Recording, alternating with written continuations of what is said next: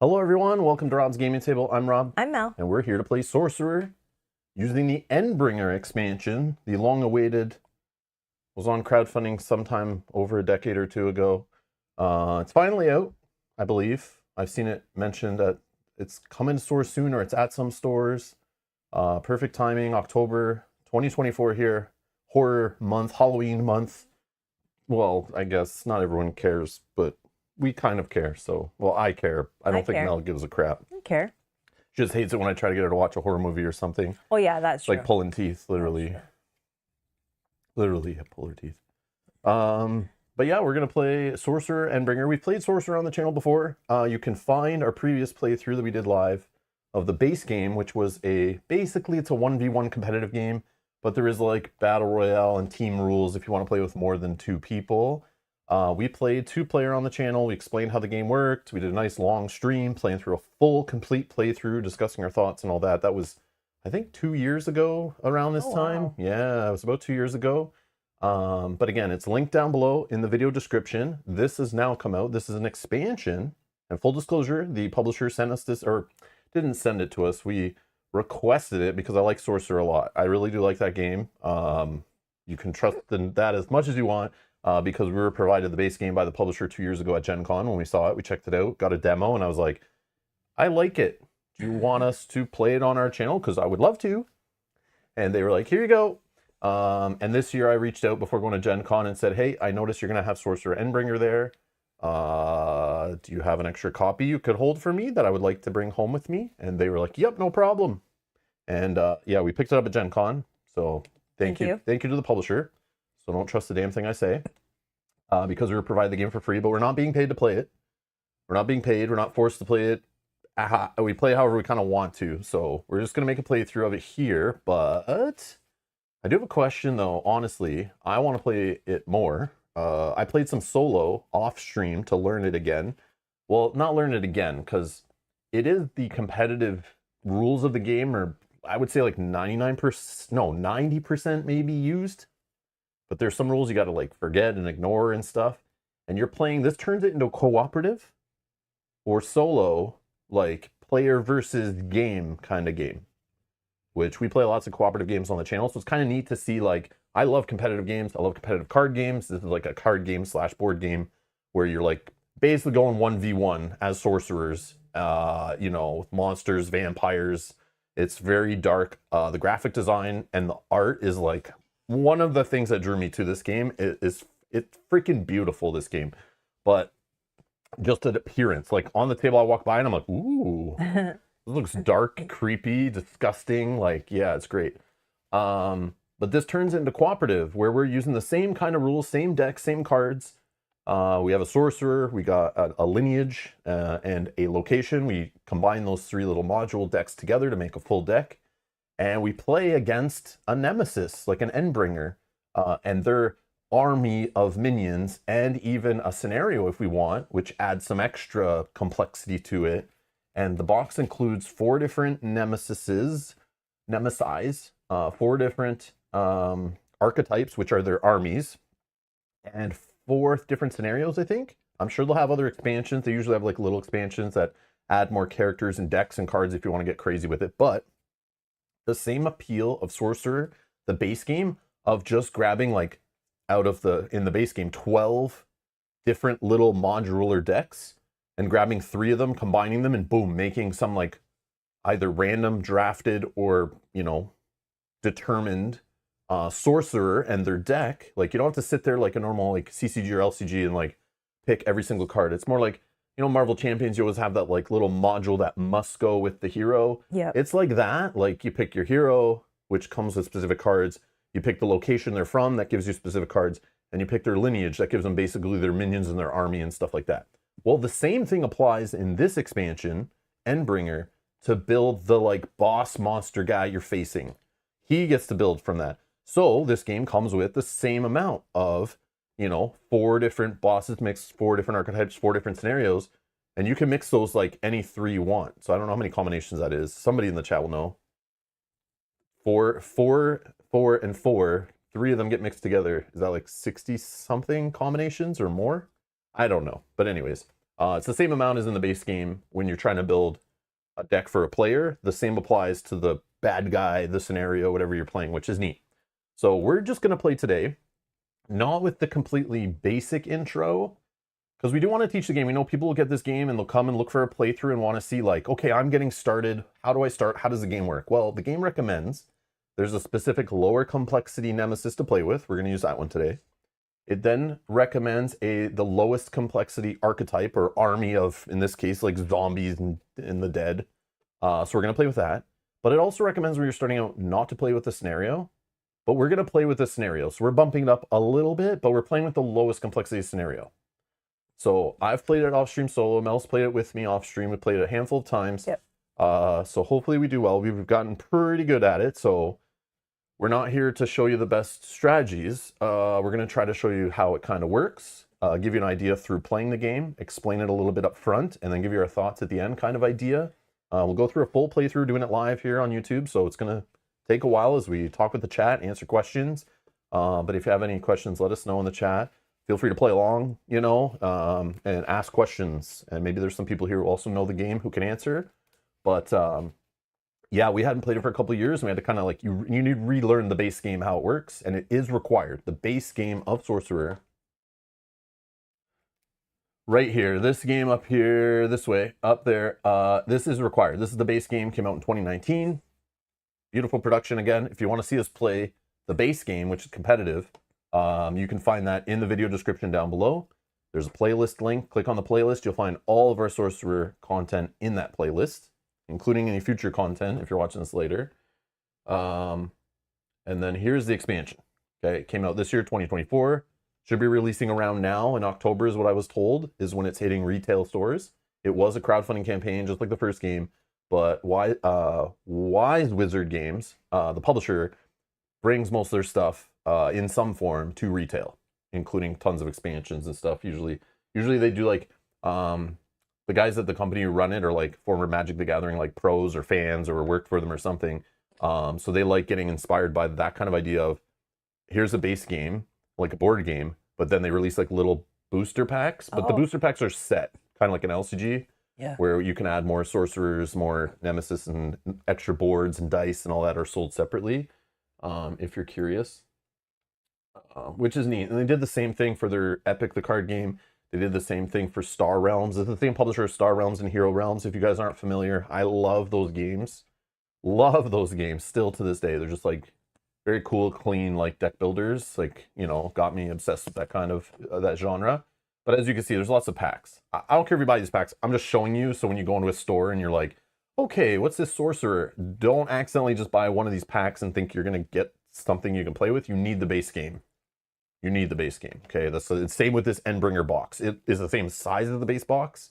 It looks like a full board game box size, but it is required to have the base game, or you can't play. You'll only get the game's components. You won't get like the AI you're playing against. You won't get any of your components to play against them, which I think is kind of a fail. I feel like they should have not required the base game and kind of at least put one or two sorcerer, maybe one sorcerer in that box, so it's like fully playable standalone.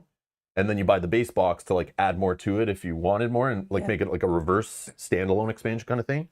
But unfortunately, you need both boxes. They're not expensive, but it's just like in general. But just letting you know, it's an expansion, even though it looks like it's a full box and everything. What else? I don't know. So anyways, the base game, again, the times here, it's like hard to say, but it's like a 2.91 complexity. And this one says the 2.67, so it's a little more complex, but it's definitely more complex than Star Realms and Hero Realms and stuff like that. But if you've played any kind of LCG or CCG, you will understand and see the card abilities and the timings and the flow of the round all are like very similar to those kind of games. And the designers and all that are inspired by that kind of stuff. So, or the publishers, I should say. But welcome everybody. Come on in. Oh. All right. So here's the game on the table. I'm just using some trays and things I have lying around, but like obviously this doesn't come with the game. This card tray doesn't come with the game. This dice tower doesn't come with the game. This tray for tokens doesn't come with the game. But this beautiful player board, oh boy, with a reference built right on it, which mostly applies to this game. There's just a couple tweaks. I wish they kind of had like an overlay that was like updated for Endbringer, but Endbringer, depending on which bad guy you're playing with, which archetype, and which scenario, totally adds a whole bunch of different steps and timings depending on how complex you want to make it. And I do want to say right up front, what we're playing today is the lowest complexity 3 different modules you can combine together. Whoops, sorry, buddy. 3 different modules. Yeah, you don't want to piss this guy. I accidentally bumped into him. But yeah, you don't want to upset this guy. He's no, he looks mad. Yeah, he gets angry easily. But yeah, anyways. But I just want to show you quickly, or maybe I could go over it at the end a little bit, but we'll go in more detail. But the box, this is the expansion box, similar to the base box, has like an insert for all the bits. But all the different archetypes and stuff, some of them, the more complex ones, have like 2-3 pages of rules just for how like one module works. So if you think this looks too simple, what we're playing today, and maybe a little, you know, that's not that interesting, you could play with some of these other nemesises, and they have like, you know, 1 to 3 pages of extra rules, plus the more complex archetypes have a couple pages of rules, plus a scenario might have a half a page of rules, and they might require additional tokens, additional reference cards for different abilities. They might include, you know, gates you have to close and you got to stop. They might have different win conditions, different loss conditions added to the game and make it more complex, more table space for extra components and cards and stuff. So just letting you know, like, we are playing with the lowest complexity version to kind of show the functionality of the base, like how it's different than regular Sorcerer. But it can get more crazy. It can get more complex, more crazy. Pass me the Endbringer rules. The base? Endbringer rules. Yeah, please. sorry. Yeah. So the Endbringer rules, not the best rule book, by the way. Pretty poorly laid out, and yeah, so definitely needs some cleaning up. Not the best way to learn it, but they do have an FAQ online correcting a few things already, I've noticed, but the information's there. It's just weird. But anyways, it's very similar to the base game rulebook, if that makes sense. You can tell like the same people are probably behind editing and writing it, so it follows the same kind of like, I need to go online and get some more clarification after you read it. But I just want to show you here. So these are the archetypes. So if we're playing with a medium complexity archetype, like I just want to show you, it involves like, you know, a reference sheet with new counters and an evolution victory that's different than a normal victory and stuff. And if you look at the highest complexity, like Nemesis, it even tells you like highest complexity, they have a story behind them. They have a new setup, whole new mechanics, different kind of cards, and even like a different table layout, you know, where there's extra areas and things to worry about and new decks and stuff. And then even more rules related to like trauma cards and dream counters and, you know, current players affected by certain abilities it does. Yeah, just so you show, and then I'll show you the rules for the Nemesis we're playing today. Where is it? Probably like so small. Yeah.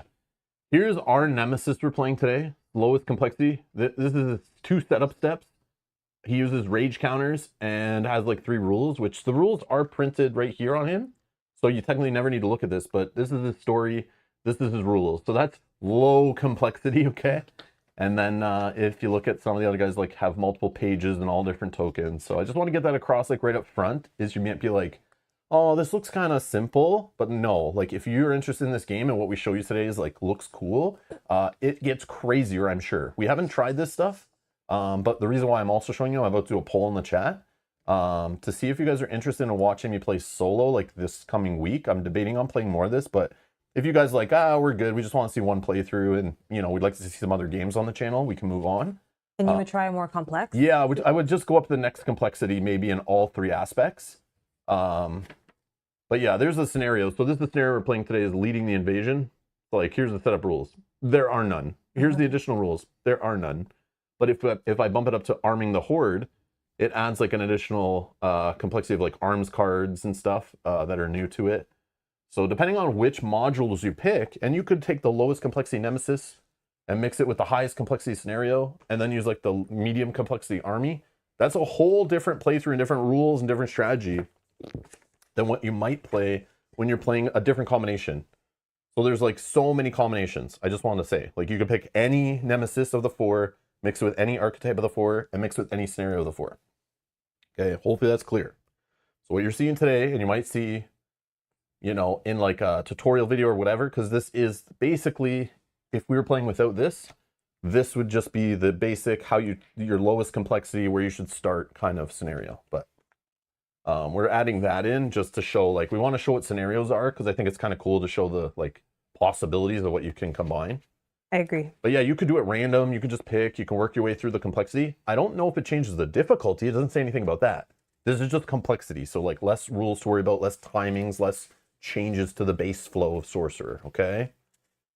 So, I'm going to put a poll in the chat. Yeah, people are already saying they want. I'm going to leave it in the chat the whole day, like the whole day. So people who coming in late, they can decide. I usually put like a poll if I'm going to do this kind of thing. I've been doing it lately. Is like just post it on the community tab of the YouTube page to let everyone vote, even people who aren't here. But I'll just do it today, so people who are here actually will get a chance to influence the upcoming content on the channel. Would you like to see Rob play this game solo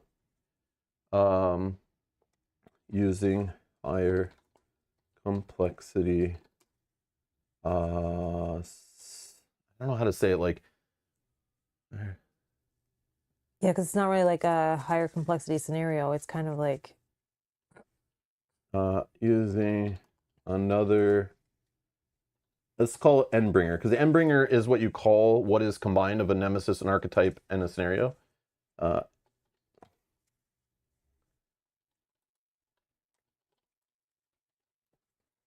Okay, would you like to see Rob play this game solo using another Endbringer?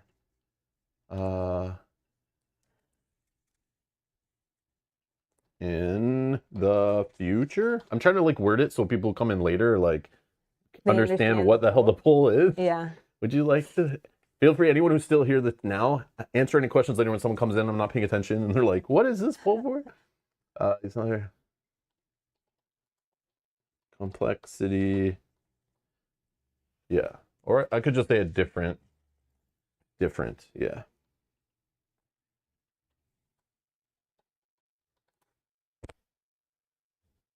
Would you like to see Rob play this game solo using a different Endbringer in the future? Yes, no, start poll. Okay, I'm just gonna leave that poll open for like the next hour or 2, maybe 3. We'll see how this goes. But yeah, so feel free to vote. If you're like, nah, I want to see you move on to the next game, which I'm not gonna say what that is, because I don't that want, might influence. It might change things. Yeah, it might make people vote different, and I might not even know. It might not be the same game that I would move to next. So I kind of like, I got a couple up in the air that I would play solo this week coming up. So, but like I did play the solo last week and was going to stream it last week, but then Mel had a day off and then she joined me and started playing with me, and we're like, let's play it together this weekend instead of me playing it solo. So, but if you guys want to see a solo playthrough of this using I'll use all 3 different modules. Feel free to vote in the live chat. So if you're here live, if you're watching later, sorry, you couldn't impact it at all. So if there's no episode and there isn't in the playlist down below, you can blame everyone who is here live, okay? Just turn on the chat archive, write down the names, and you can yell at them when you see them next. Do you usually ever have people... Just kidding. Like, do you ever have a unanimous no? I know we have unanimous yeses or like very high in the yes, but do you ever have like where majority of people say no, they don't want to see anymore? I don't think so. No? No. But I need to do it more, because sometimes I like get obsessed and I'm like, I play this game and I'm like, I just want to stream it a whole bunch, play all different scenarios. And in the past I have, and then I notice viewership drops, and then I meet people in person at like Gen Con and stuff, and they're telling me like, oh, I haven't been around your channel in a while. You're not playing anything I'm interested in or I want to watch. I'm like, I know, but like, I have to play different stuff. But they're like, yeah, but you're playing through all these campaign games, like 30 episodes of something or 20 episodes or 10 episodes of the same game, and it's got spoilers. They can't watch it. They don't want to watch it. They might play it later, or they're not there yet. So it's like, I feel bad. So it's like, even some of these games where it's like, okay, you get the idea. I know, I'll play today. And then if I play another stream later, if I'm playing a different format, like solo versus competitive or cooperative or team or multiplayer, I'll sometimes I'll notice the views will be similar because some people are like interested only if it's solo. Some people are interested to see like a competitive or a co-op game with more players. But if I literally play solo and then play solo again, like instantly way less people care the second time, right? Because they're really just want to know, should I buy the game? Like, show me about it, and then I'll go buy it, and then I don't care about you playing it anymore, which is totally fine. They're just there for research purposes, right? Yeah. So it's totally fine. Or they want you to teach them kind of how to play. Yeah, that too. But it's like, it's okay. Like, I want to play more of it, but then it's like, I don't want to do that if like the majority of people don't want it. So I'll just ask. Yeah, like, no. The power of playing live and having a community, I can pull them, which is super neat. And let them make the change. Like, it doesn't stop me from playing it not on stream. It just makes me move on to something else, and it's totally fine. If you want to see something else, that's what we do. But I don't want to make it a popularity contest where it's like this game versus that game, and it's only one or the other. Like, sometimes that happens, but then it's like, you know, I feel bad if like I don't play a game that maybe some people would have enjoyed. So, all right, let's explain Sorcerer Endbringer.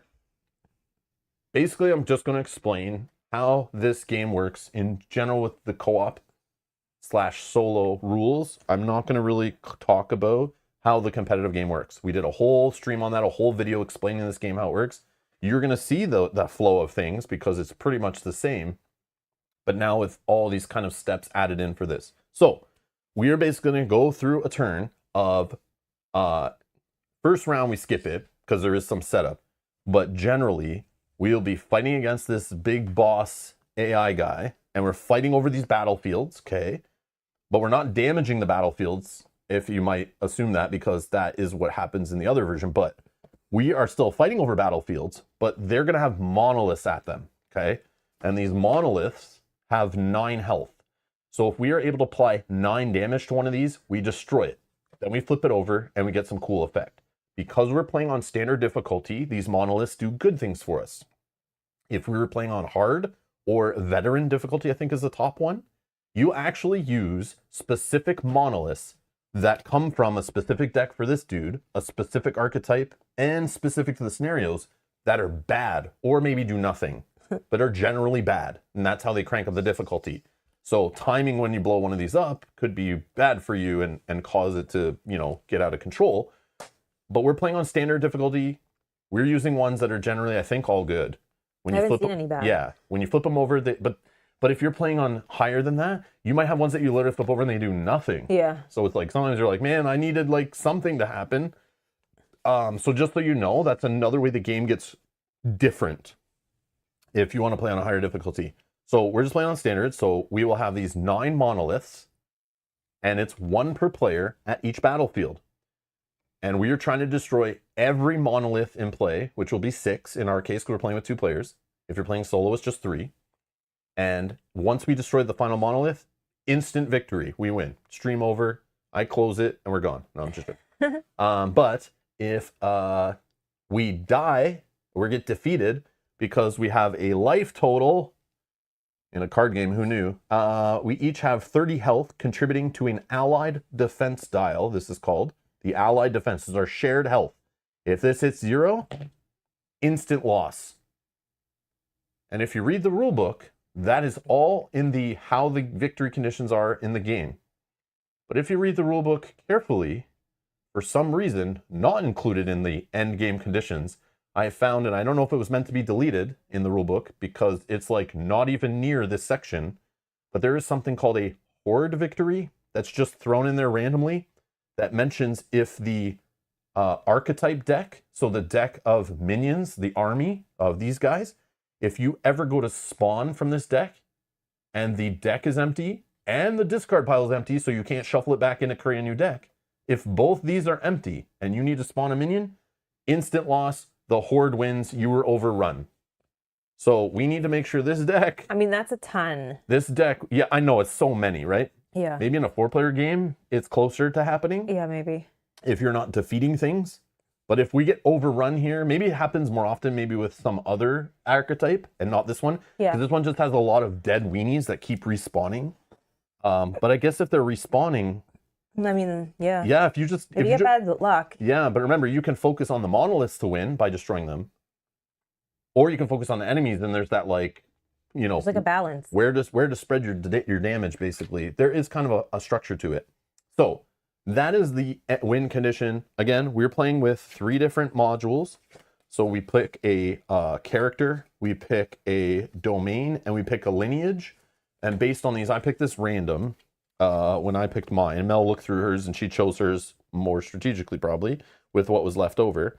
But that creates your deck. So your lineage gives you 20 cards, and the character and the domain give you 10 cards, and you shuffle them up, and that's your sorcerer. Okay, so we built those, we shuffle them up. We're gonna have 6 cards to start with, and we're basically fighting this guy to destroy his monoliths. So I'm gonna set up some monoliths.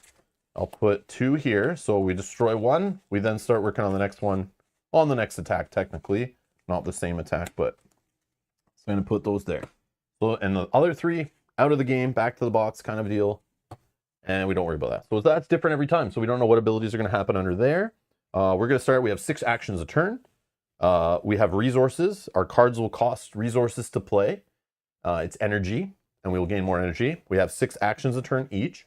Every time we take an action to play a card, we could draw cards, we could gain energy, we could play a sorcery, which is just like kind of like an event at a hand that goes to your discard pile. We can play upgrades or like attachments onto our units at different battlefields.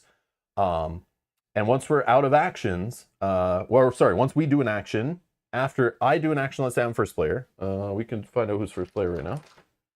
Odds or evens? Even.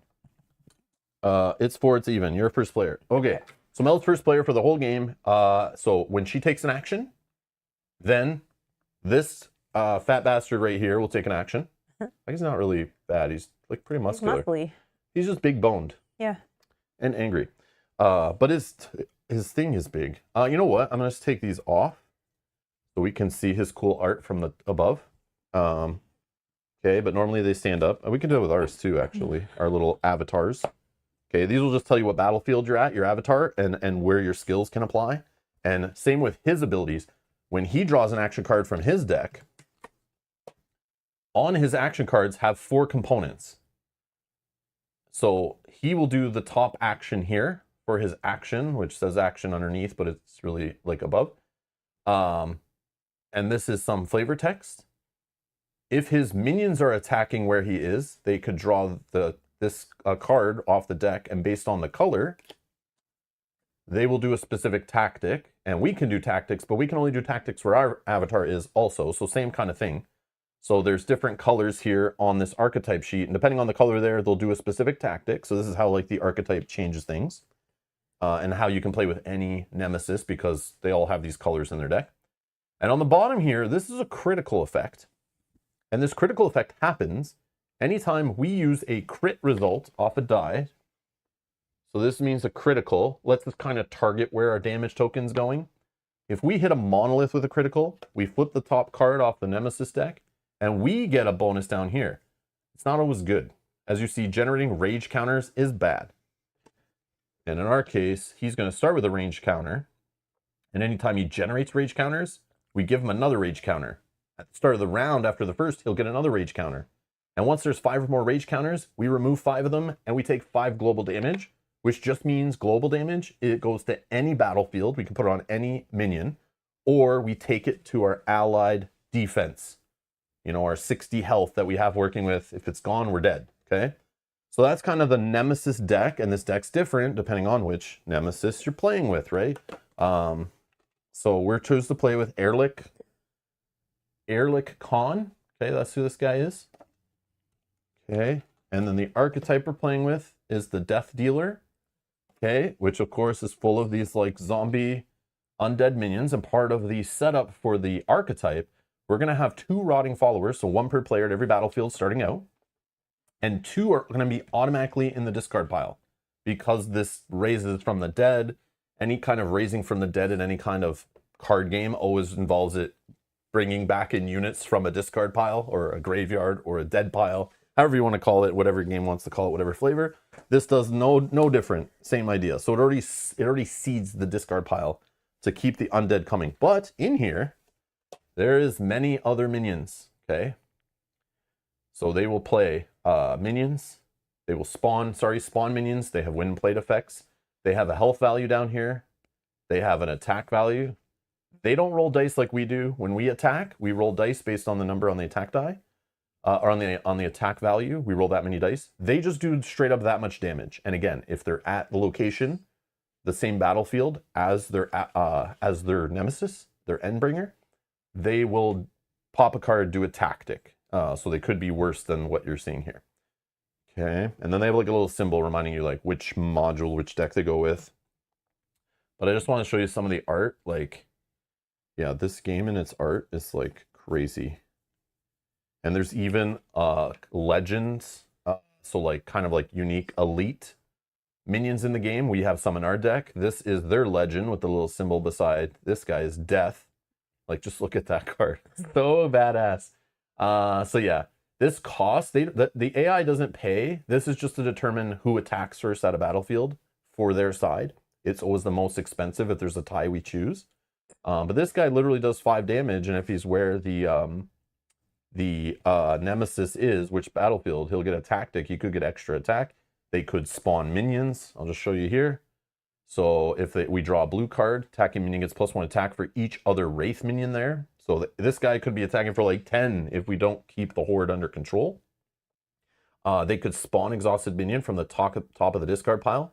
We don't trigger it in plate effects if they come in this way. They could spawn an exhausted minion from the regular deck, the top of the deck, not the discard pile. Or they could get -1 attack if we draw the white one there. Okay. So that's kind of what is in the archetype deck. If you want to just give that a little shuffle. Sure. And then back to the boss or the nemesis deck. In here, also, there's 2 different kind of actions that happen. There's these ones that will actually come into play that have ongoing abilities. Like this one, the end begins. This one at the end of each battle, so at each battlefield, it'll generate a rage counter. That stays in play, and it's like an ongoing effect that'll be annoying to us. But when we attack, we can use as a tactic on one of our attacks, we can spend Omen tokens, which are kind of like reroll tokens for us that we gain from playing cards and abilities. We can spend these to reroll a single die. We can also spend this amount of them to cancel one of these to return it to their discard pile to get rid of this ongoing effect. The other thing we can do with these Omen tokens and spend them for is if a tactic gets drawn, like let's say I draw this green symbol and I'm like, I read this and I'm like, no, I don't want them to do a green. Let's spend an Omen and we draw a new card. And if we like it or you're out of Omen tokens, you just resolve that. But also we have a token. This used to be the first player token, like in the competitive game. It's called a fate counter. You could kind of spend it just to re-roll a whole roll, like all the dice, and you accept the result, and it refreshes once a round. So it's like a really special effect that you want to kind of save for the right time. In this case, we both have them. We both have one, and they're like a one-time use per round. It still re-rolls the whole roll for us, but again, the AI doesn't roll dice. How do we use it against them? Well, we can fully cancel a tactic by flipping it. So if they flip a tactic where like a guy's going to hit for +1 for all the wraiths there, or spawn in a minion and we're like, no more spawning, please, there's too many guys. We can just flip it on any player's turn, or any of us can do it to affect the boss at any time. And we just flip it once. It refreshes at the start of the next round. After we've done all of our 6 actions, each, it will refill, our fate counter will refill, and then we can pop it again if we want. So it's like got to be smart with it. And the Omen tokens too, we can gain them off of cards we play. So when we play a card, I pay the cost, I play this card, this one will give me an Omen token automatically. And there's abilities that can do it too. And this is one of my legend minions who is a demon. But yeah, just showing you the art. I know some of you guys like me, like really love the table presence and the appeal of art and graphic design in the game. Just look at the templating on these cards. I know I've shown this off in previous streams. Creepy. Oh, so creepy. That's what I'm saying. This game is like perfect for October. Fits the channel's theme of in October playing like creepy horror kind of themed stuff. Sometimes it's silly, sometimes it's fun. This stuff gives you nightmares a little bit, okay? Just letting you know. But it's so cool. It's like a great, like look at my character's card here. Like look at this, like they use the black border, but like the framing and the templating on the card, like, oh, it just looks so good. in my opinion, on the table. Really stands out. Like I remember we walked by at Gen Con like a couple of years ago and was like, oh, Yeah. oh, hello. Yeah, because they had all the character decks yeah. sat out. And when you see it on the table, like on the next table over is like Star Realms, which looks nice. And the next table over is like Hero Realms. And then some like kid game they're working on. And I'm like, then you see this on the table, like in the same demo area. And you're like, yeah, I want to know this one. I don't care about those ones anymore. It looks really cool. But it's personal taste, obviously. But yeah, I definitely like the look of this game. That definitely draws me to it. So careful. That might fog a bit of my love for the game. Is I'm looking through like, you know, the goggles of it looking pretty, you know, like when you meet a, you know, someone of, you know, you're attracted to and it's for the looks, and then you find out they're like, you know, maybe not on the same wavelength as you in other aspects. You know, maybe don't click with you in other ways beyond the original visual elements, if you know what I mean.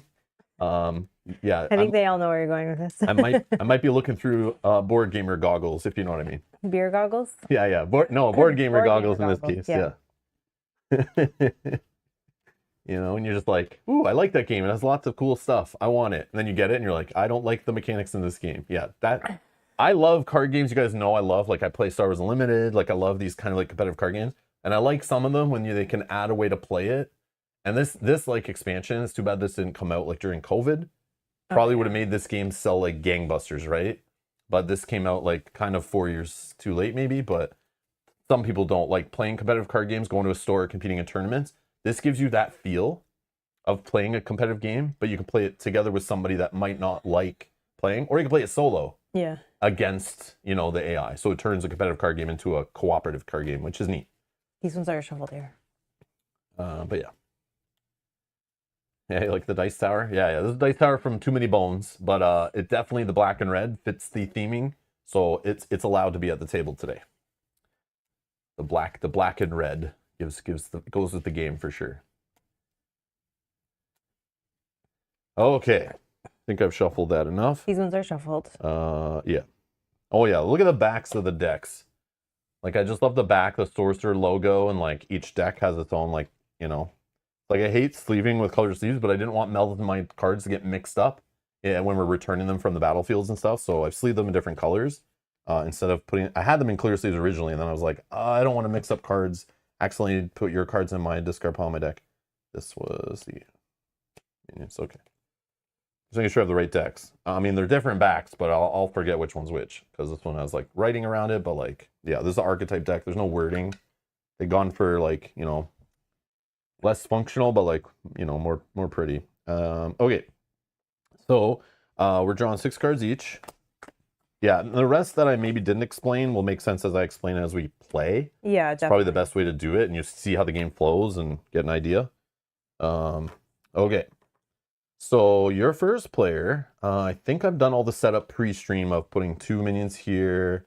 He needs a rage counter. Okay, he has his own counters with his face on them, so you know they're his. Okay, so he has 1 rage counter. This is what we're going to track for our round counters. Oh, I should probably show the scenario. Scenarios add kind of round effects that happen at the end of the round. And I see why they say don't play with a scenario the first time you're playing the game. Because if you look at line 6 here for the last round, players lose the game in 6 rounds. So we're not playing more than 6 rounds today. FYI. But each round's full of actions, lots of decisions. It's definitely enough game. And hopefully it ends before round 6 and we win, or maybe during round 6 before the end of it, right? Yeah. So just showing you, this is leading the invasion. So it's kind of funny the way they combine it here. It's like Erlich Khan, the Death Dealer, is leading the invasion. Okay, that's what he's doing today. This is his scheme he's up to. But this is what we'll use as our round counter. Normally you would lay this flat and use one of the red cubes that comes with it and kind of mark the round and move it down. But again, if you... No, that's actually pretty good. That's pretty strong. Yeah, it's pretty strong. This is easier for us. But yeah, this works good on stream. It can kind of save us some table space and be able to read the cards without them laying flat down far away and reflections of studio lighting and all that stuff. So this is going to be a round counter, not included with the game. We're just using a generic D6 for a visual reference. Oops, I'm knocking cards all around here. Okay. Oh yeah, on the dice we're attacking, I should probably mention, this is the damage. This is a crit, and there's even double damage. Okay.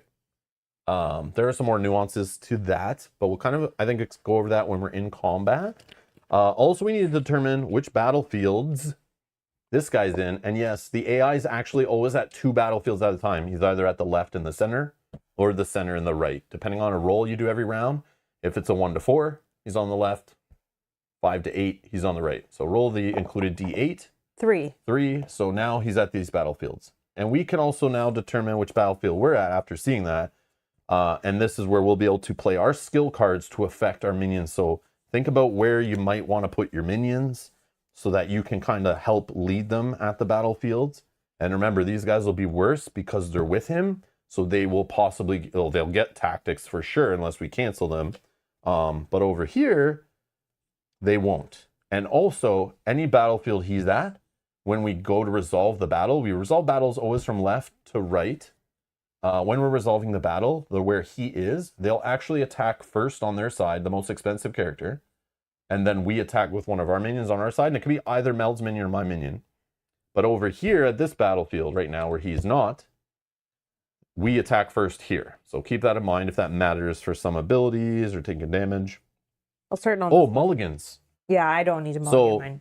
Mulligans in this game, basically, if you don't have minions, you're in trouble. So in this game, the mulligan rule is you can take any non-minion cards. So for example, I have this attachment home traded here. I have this attachment card. If I had like a handful of attachments and sorceries and no minions to play, that's a bad thing. Yes, I can use actions to draw, but I'm able to discard any amount of non-minion cards and draw new replacement cards and then shuffle those cards back in. I don't know. Yeah, I think I'll keep it though. It's like pretty cool for just like drawing cards, which if I shuffle this back in and get one new card, I think it's better to keep this for extra draw. This also will give a minion I attach it to extra attack and extra health, but also get me an Omen when I play it, and it's only costs 1. I'll just keep it. I'll go with it. So yeah. So at first? I think so. I don't know if there's any other setup I'm missing. Oh yeah, also for those that don't know, on the one side, the Omen tokens, the other side is damage. So they're dual use, they come with the base game. And then because Mel is using, I don't know which ones bring this in, the Demonologist probably? I think so. Mel is requiring flame counters today, which she can apply to enemy minions and burn them to death at the end of the round. And on the other side is like Arachnid tokens. We're not playing with the Legion or whatever that needs Arachnid tokens, but that's why we have those today. So you won't always have the same set of tokens we're using, depending on what you've chosen for your decks or your players or your AI will bring in different components. I will go. I'll go to this battlefield. Okay. Okay. Good? I think so. All right. I will spend my first action. I will spend 1. I will play this card here, Sadistic Ceremony. This will give me an Omen token when I play it. And this says, play a minion with 2 essence or greater from your hand, paying its cost. So let's do that first. We're going to select this one. I'm going to place it here. I got to pay the cost. 1, 2, 3, 4. I only did half of that so far. I just want to show the art. Oh, yeah. That's that's Mel's playing with some tools for her sadistic ceremony. Exactly what you expect to bring to a sadistic party, Okay, so I played a minion with 2 essence or greater from my hand, paying its cost. Weaken it 1 or more times. So weakening is basically applying damage to a minion, but can never be the final damage to defeat it. So your guy has 4 health. Yeah. So you technically could weaken it 3 times based on that effect, but not the 4th time because it would then be dead and defeated and discarded and all that. I'm going to weaken it 1 time. Weaken it 1 or more times. Count the damage dealt this way and deal that much damage to another minion in the same battlefield. So in this battlefield, I have 2 minions that both have 1 health each. So I'll just apply 1 damage. So Mel will apply 1 damage.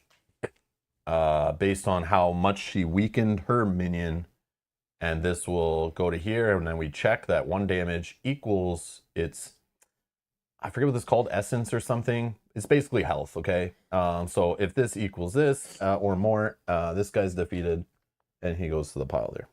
Perfect. And then at the end of my turn, we'll draw a card. End of your turn, we'll draw a card for the bad guy, you mean? Yes. Like from the Nemesis deck? So based on every action we do will cause a reaction from the boss there. So he's doing Earthshaker. So basically at both of his battlefields, what this cross swords mean, it applies to where whoever's triggering the effects applies to where their avatar is or where that character is. It's like limiting. If there are no cross swords, it means it can apply to like any battlefield. So since this guy is occupying 2 battlefields in the Endbringer expansion, they use this double swords to remind you it could be both and you treat them as one. So this one says exhaust an allied minion. If you cannot generate rage counter, well, we look at both battlefields to make a choice here on which allied minion. So on our side, it could be my minion or Mel's minion. Let's take a look and spend 30 minutes deciding which minion we should exhaust. I'll choose this one, unfortunately. Oh, okay. I guess that's fine. Rolls 4 dice, but that's Sure. okay. Yeah. So what I learned with this guy playing against him a couple times is I'll usually spawn like a weenie I first didn't have. if I'm going to spawn them where he is. And you start to learn that part of the replayability. When I played this guy the first time, I was down to like 2 health, barely hung in there, almost lost the game. But as you play and learn what they could be doing randomly to you, you start to watch out for these kind of this trickery. Yeah. So already we're off to a bad start. But at least he didn't generate a rage counter. So that will go in a discard pile. Yeah, I guess that's not the worst, but I didn't have anybody weaker. Only had 4 and 5. That's okay. So what I am going to do, I'm going to use where my avatar is. I'm going to use this action. So to apply where my avatar is, because the cross swords. Exhaust this skill card to play a non-legend minion from your hand with its cost lowered by 2. So it's a once per round. So I'll exhaust this card to show that it's used. I'm going to play this minion who costs 2. When I play him, I'm going to get an Omen token right away on my board here. And this is the Council of 3. When played, you may search your grimoire, which is what you call your deck, which you put on your board here in the bottom right corner. Your discard pile goes here in this plate of bones. But I may search it for up to 3 cards and put them into my graveyard. And this is a minion and a zombie. And I'm going to play it right here because I have to, where my avatar is. Then I will do the when played. I'm going to search my whole grimoire. And I know what I'm searching for. Thank you, Sean. Yeah. I was going to delay the stream, and Mel says she'll be fine to play today, she says. I'm fine. So we'll see. I'm fine. But if we lose, I blame it on Mel being sick, okay? Just FYI. Okay, so I'm going to put these vengeful mummies. I think I have 3 of them. But the key with my lineage, these zombies, I have what's called a buried mechanic. I can play this minion from my graveyard without paying its cost. The buried mechanic, I have other units too. Allows me to basically just play them from my discard pile. I know I have another one. That's gross. Yeah. I'll show you this one. Mel really likes this other one a lot. This one right here. Oh. Yeah. Mel loves this art. No. So great. So this is the Underworld Guide, okay? This one's buried. I can play this minion from my graveyard, but I have to pay its cost. It's not for free, but if you do, you may return a non-sorcery card, so basically an attachment or a minion from my graveyard to my hand. So I could put that guy in there, but I think I really want to put the zombies and kind of build my zombie army, which I can play for free. It costs an action. I think, I have 3 of them, so I'm going to play them. And if I can find this guy, who I love, where is he? Not that guy. How many can you put in your discard pile with that? 3. Oh, wow. But this guy, I don't have in my starting hand for like the first time ever. But this guy, if he is at a battlefield, he will give an ongoing effect of my zombie minions get +2 attack. Oh, yeah, that's pretty good. Yeah, if I can find him and get him at the same location as a bunch of my zombie units, like this one, yeah, I'll be unstoppable. Got to shuffle it to the top. I know. I'll try. I just separated them. They were back to back in the deck, which was not a good sign, and they were like middle of the deck. So we'll see. But here, you cut it. Hopefully you'll make them appear at the top. Or maybe I can find an effect that can dig them out. Because I don't know. I know I could seed my discard pile with that one that I can play out of there, and it will allow me to return the other one to hand. But I'd rather just get the zombie army going. But there's a chance that, I could do that combo and kind of like bring them into play that way, but it's expensive and slow. This way it's more cheaper, and we get some army of the dead going to combat this army of the dead. Yeah. who can be the better necromancer. We'll see. Yeah, so I'm just FYI, I'm Zvrain, and my lineage is the necromancer. So whenever I play a zombie minion from my graveyard, I may exhaust this skill card to weaken a non-legend minion twice. These guys are only 1 health. I can't weaken them, so that only matters when we see some better minions coming out of there. So it's maybe not the best deck to pick for this scenario, but it's... Well, there's lots of minions that have more than 1 health. Yeah, true. Okay, so I played that guy. I think I've done everything. Oh yeah, I reduced action. I didn't have to pay for it because of this guy. And then I will draw to see what the bad guy does to me. Oh no. Exhaust an allied minion if you cannot generate a rage counter. That's okay. I knew this might happen. I probably should have thought less chance of it happening because it just happened. Yeah. But this guy only hits for 2. That's fine. Like, even so, I don't this is care. a bad start. Yeah. This is not good. This is not good. Okay, I'm going to spend an action, and I'm just going to gain 2 essence because I need to play my more expensive cards. So I will draw a card. Flamestorm. Generate a rage counter unless you randomly discard a card. Okay, I'll randomly discard a card because I don't want to get rage counters Okay, unnecessarily. there's your randomly discarded card. Okay. Go ahead. Um, Am I at 3?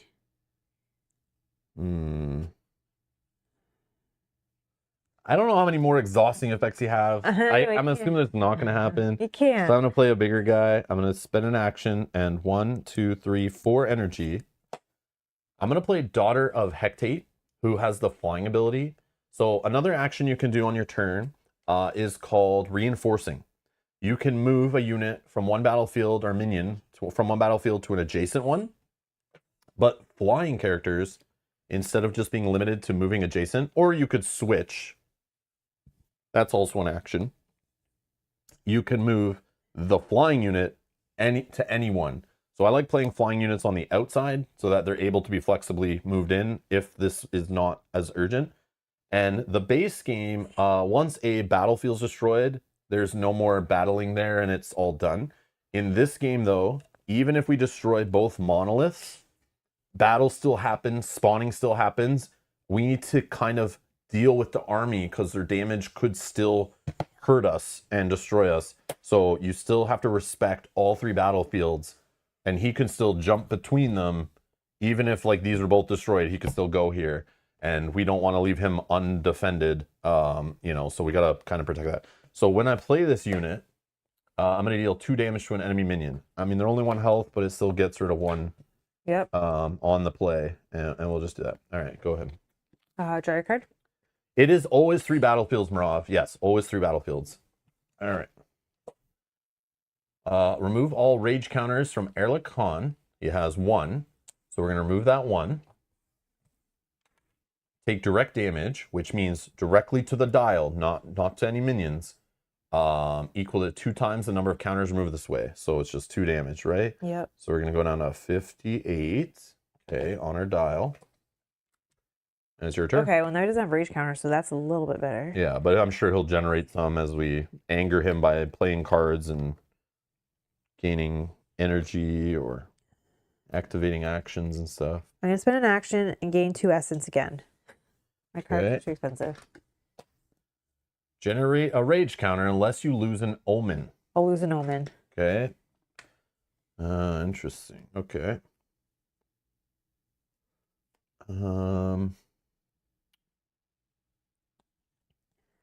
Oh yeah, I forgot I had this guy, so I could have got that other guy to hand.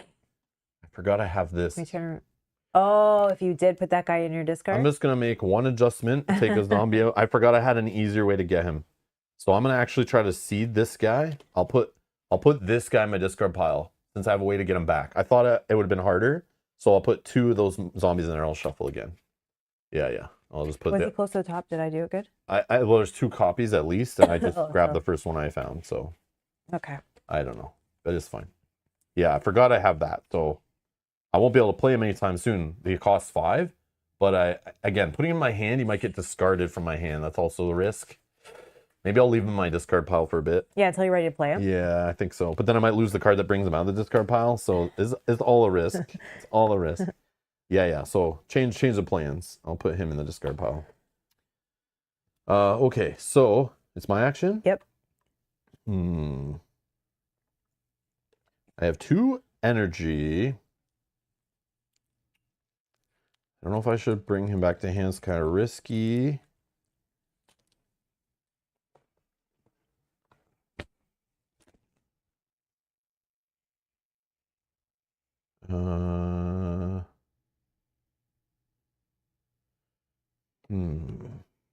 Okay. Let's do this.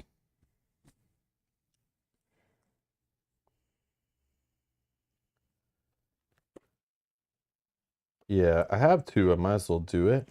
Oh no, you know what I'll do first? I will just for 1 action, I'm gonna play a zombie out of here for free. Okay. And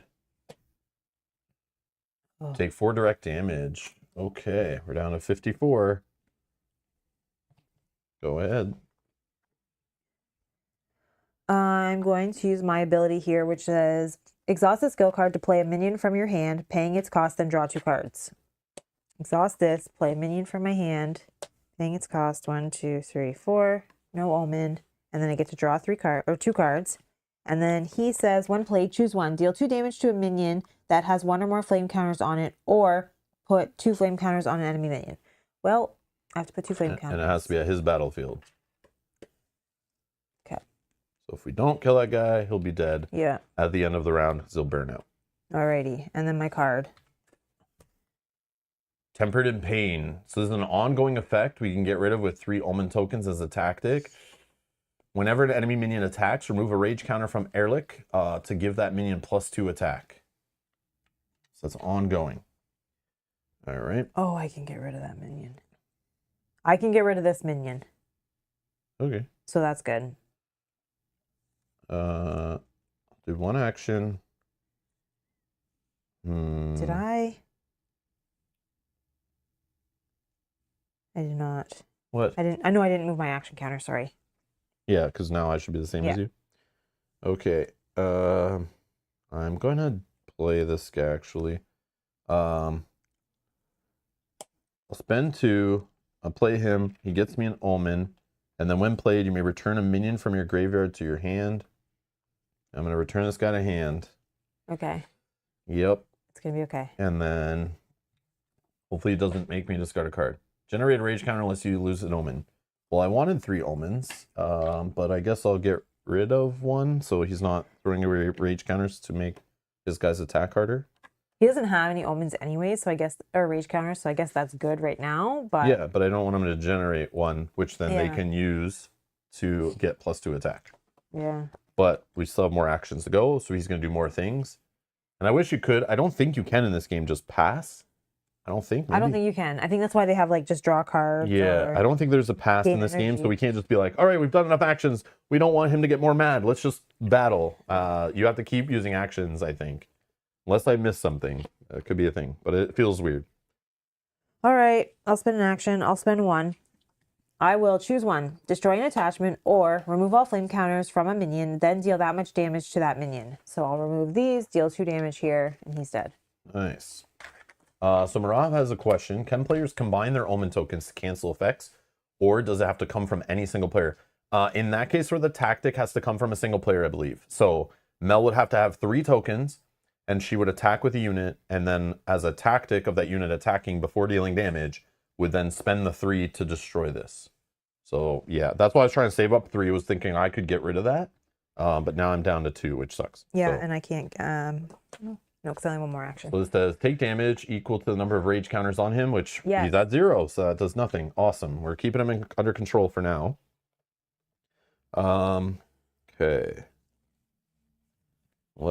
I'm just gonna generate 2 energy. Thirst for Destruction. Remove all rage counters from him. Heal each monolith and each enemy minion by the amount of damage equal to the number of counters removed this way. Well, there's none. So and there's no damage anyway, so even if he had rage counters, they would just get removed and he wouldn't be healing anything. But later, that's gonna suck. Okay, my action is just gonna be to generate 2 essence. Okay. Brawl. Take damage equal to the number of allied minions at both his battlefields and then generate a rage counter. So at both of his battlefields are 1, 2, 3, 4, 5 allied minions. So we're taking that much damage. We can apply it to any, and it's your decision since your turn. You can apply it to even, I think, my minions, anything at the current battlefields he's at, or to the dial, and it's assigning 1 damage point at a time. So 5 damage. Okay. How would you like to assign it? I also forgot one thing. When I played this sorcery, this guy forgot has, whenever you meditate or play a sorcery, I get to heal 1 damage from him. Oh, yeah. I forgot that. That's ongoing, yeah. Yeah. So I can definitely put 2 damage on here because he can heal if I play sorceries. Okay. Or meditate. I can put 1 on here. That's 3. Put 1 here. Okay. That is... you can put 1 on my zombie. Okay. That is 2, 4. We could put the other one on there. 2. Yeah, because you don't want... 1 on here? Yeah, because this guy... Yeah. However you want, man. You're active player. You're going on. I think that's good. Okay.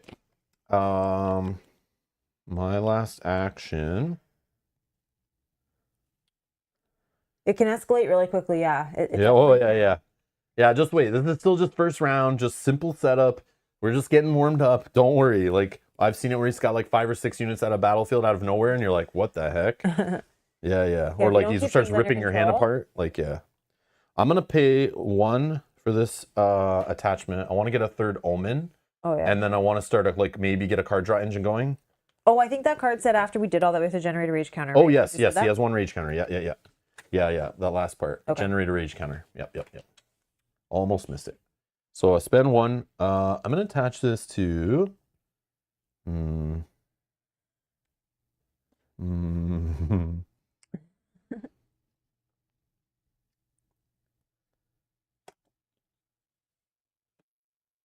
going to attach it here.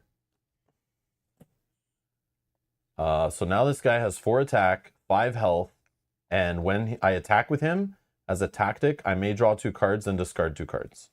So that'll help me just dig for specific things I'm looking for, but also let this guy hopefully stay alive more and attack for more, which is great.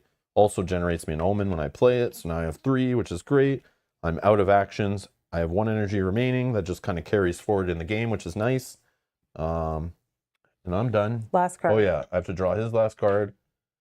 Generate a rage counter unless you randomly discard a card. This mother... I was hoping that came to me instead of you. I have a 1 in 3 chance to lose this guy, and I kind of don't want to. So you want to generate a rage counter? Yeah, I'm going to generate a rage counter, even though I'm going to regret that because it's going to allow him to damage us more. Oh, that's the wrong token. That's a flame counter. How dare I? He only has 7 rage counters, so he's limited to that, but obviously once he has 5, he'll clear them. Damn. Yeah, I don't want to give him that rage counter, but I don't mind losing these 2. I can't lose this one. Yeah. Because if the other copy's at the bottom of the freaking deck, or I don't get another way to return cards from my pile. Yeah. I don't even want to do that picks. Yep. I'm not doing it. 1 in 3, no thanks. Okay. Okay. So now it's battle time. We start with the left one. He is there, so his side would get to attack first, but they're not there. So now we go to our side and we choose 1. Obviously, there's only 1 to attack with, so you're going to exhaust him first. I'm going to exhaust him. Then I have an ability here. You may exhaust this skill card to gain an Omen, which I will. So this is a tactic. So the reason why she's able to do this, because her avatar is at that location, she can use these 3 skill cards that come from her 3 different modules, her domain skill card here of the Haunted Forest, to use a tactic. At this battlefield, you may exhaust this skill card to gain an Omen. If the attacking minion is I don't know. I just keep calling it Skull. A Limerick, maybe. Gain another Omen. He is not. He's a demon. So I just got 1. And he's going to roll 4 dice. Yeah. Well, Bella's just going to roll all our dice today, so just keep the dice tray on that side. Don't want to bang and bump anything. I did get 1 critical, but the rest are blank. You could flip your fate counter and reroll the whole thing. I think I'd rather keep that for that. Yeah. I was going to say. I would say the Omen tokens also, but you will get a crit effect, which could be great if you hit the monolith with a crit. Yeah, I will do that. But so no rerolls. You have to do all your rerolls before signing damage and resolving the roll. No, I'll just do the 1 crit. Okay. I think having the 1 crit was good. So we're going to draw this card and do whatever the bottom crit effect is, which is restore up to 3 allied defense. Okay. Which literally restores 3 on here. So that was a good one. Okay, that's good. We're at 56. But I only did 1 damage. Yeah. Not great. We need 9 to destroy a monolith, and there's 2 monoliths per battlefield for those that are joining late. Okay. Now we go to this battlefield. We pick 1 of his to attack. They're both equal cost, so we can choose whichever one. So this guy's going to attack for 3, and then we're going to find out which tactic he's going to do. It's blue, and that says The attacking minion gets +1 attack for each other Wraith minion. And surprise, surprise, these guys are all Wraith minions. Oh, so he's attacking for, it's each other, right? Yeah, so +1. So he's attacking for 4. So that 4. Plus, he's going to get rid of a rage counter. Oh, yeah. For 2. 1 rage counter gone. So 5, 6. I'm going to cancel that. The blue. You're just canceling like 1 damage? Yeah. With that token, really? Well, you don't think so? You don't think I don't know. If this guy attacks, he could spawn more minions. Like 1 damage point, I wouldn't flip a token for, but okay, I can't use it. Okay, I guess maybe it's worth. Yeah, you could cancel this guy's tactic or this that guy's. That won't have a tactic. Only this guy Oh will. yeah. So that's what I was thinking. I'm saving mine for maybe this guy's roll, who's rolling like Yeah. a ton of dice, maybe, but I don't know. We'll see. Okay, but if you want to use it, 1 damage is fine. I mean, if you want to do it, but it's like 1 day. I guess the game could come down to like 1 damage. Yeah, whatever you want to do. No, I won't use it then. I'll save it for the next one. Maybe the next one's worse. Yeah, because he could spawn worse. like a big guy off the top of the deck or something, and like you might not want that to happen. And that guy could present more damage over the course of the game. So like when you break it down, it's like 1 point damage I like versus to cancel many. spawns if I can. Yeah, I know you do. That's why I'm like, are you sure you want to cancel 1 damage? Well, I thought it was more. It sounded like more, but. Well, it's more because of this we didn't get rid of. So 3. Because you didn't have 3 omens to cancel it on your tactic because he messed with you. All right. Yeah, so, you got rid of mine. Yeah, but it's all good. He's smarter than we let on. But you can at least get rid of it so that your next guy doesn't That's what I'm gonna do. Yeah. So I will attack with the bigger guy. Oh, sorry. So he's got to do his damage. Oh yeah, you're dealing out the damage. I thought you did already. No, you are. Oh, it's me? Yeah. I'm not even at this battlefield. Well, it does, I guess it doesn't matter. 3, 4, 5. So he's dealing 6 damage. 6 damage. I'll take 2 here. And then we'll put 4 on here. Yeah. Okay. Then I'll tag with this guy who's going to roll 4 dice. But as a tactic, I can draw 2 cards. Then discard 2 cards to kind of seed my discard pile. Do you have a lot that you can play out of your discard pile? Or just a few? A couple. A couple. But more will happen when they die here, which is great. I'll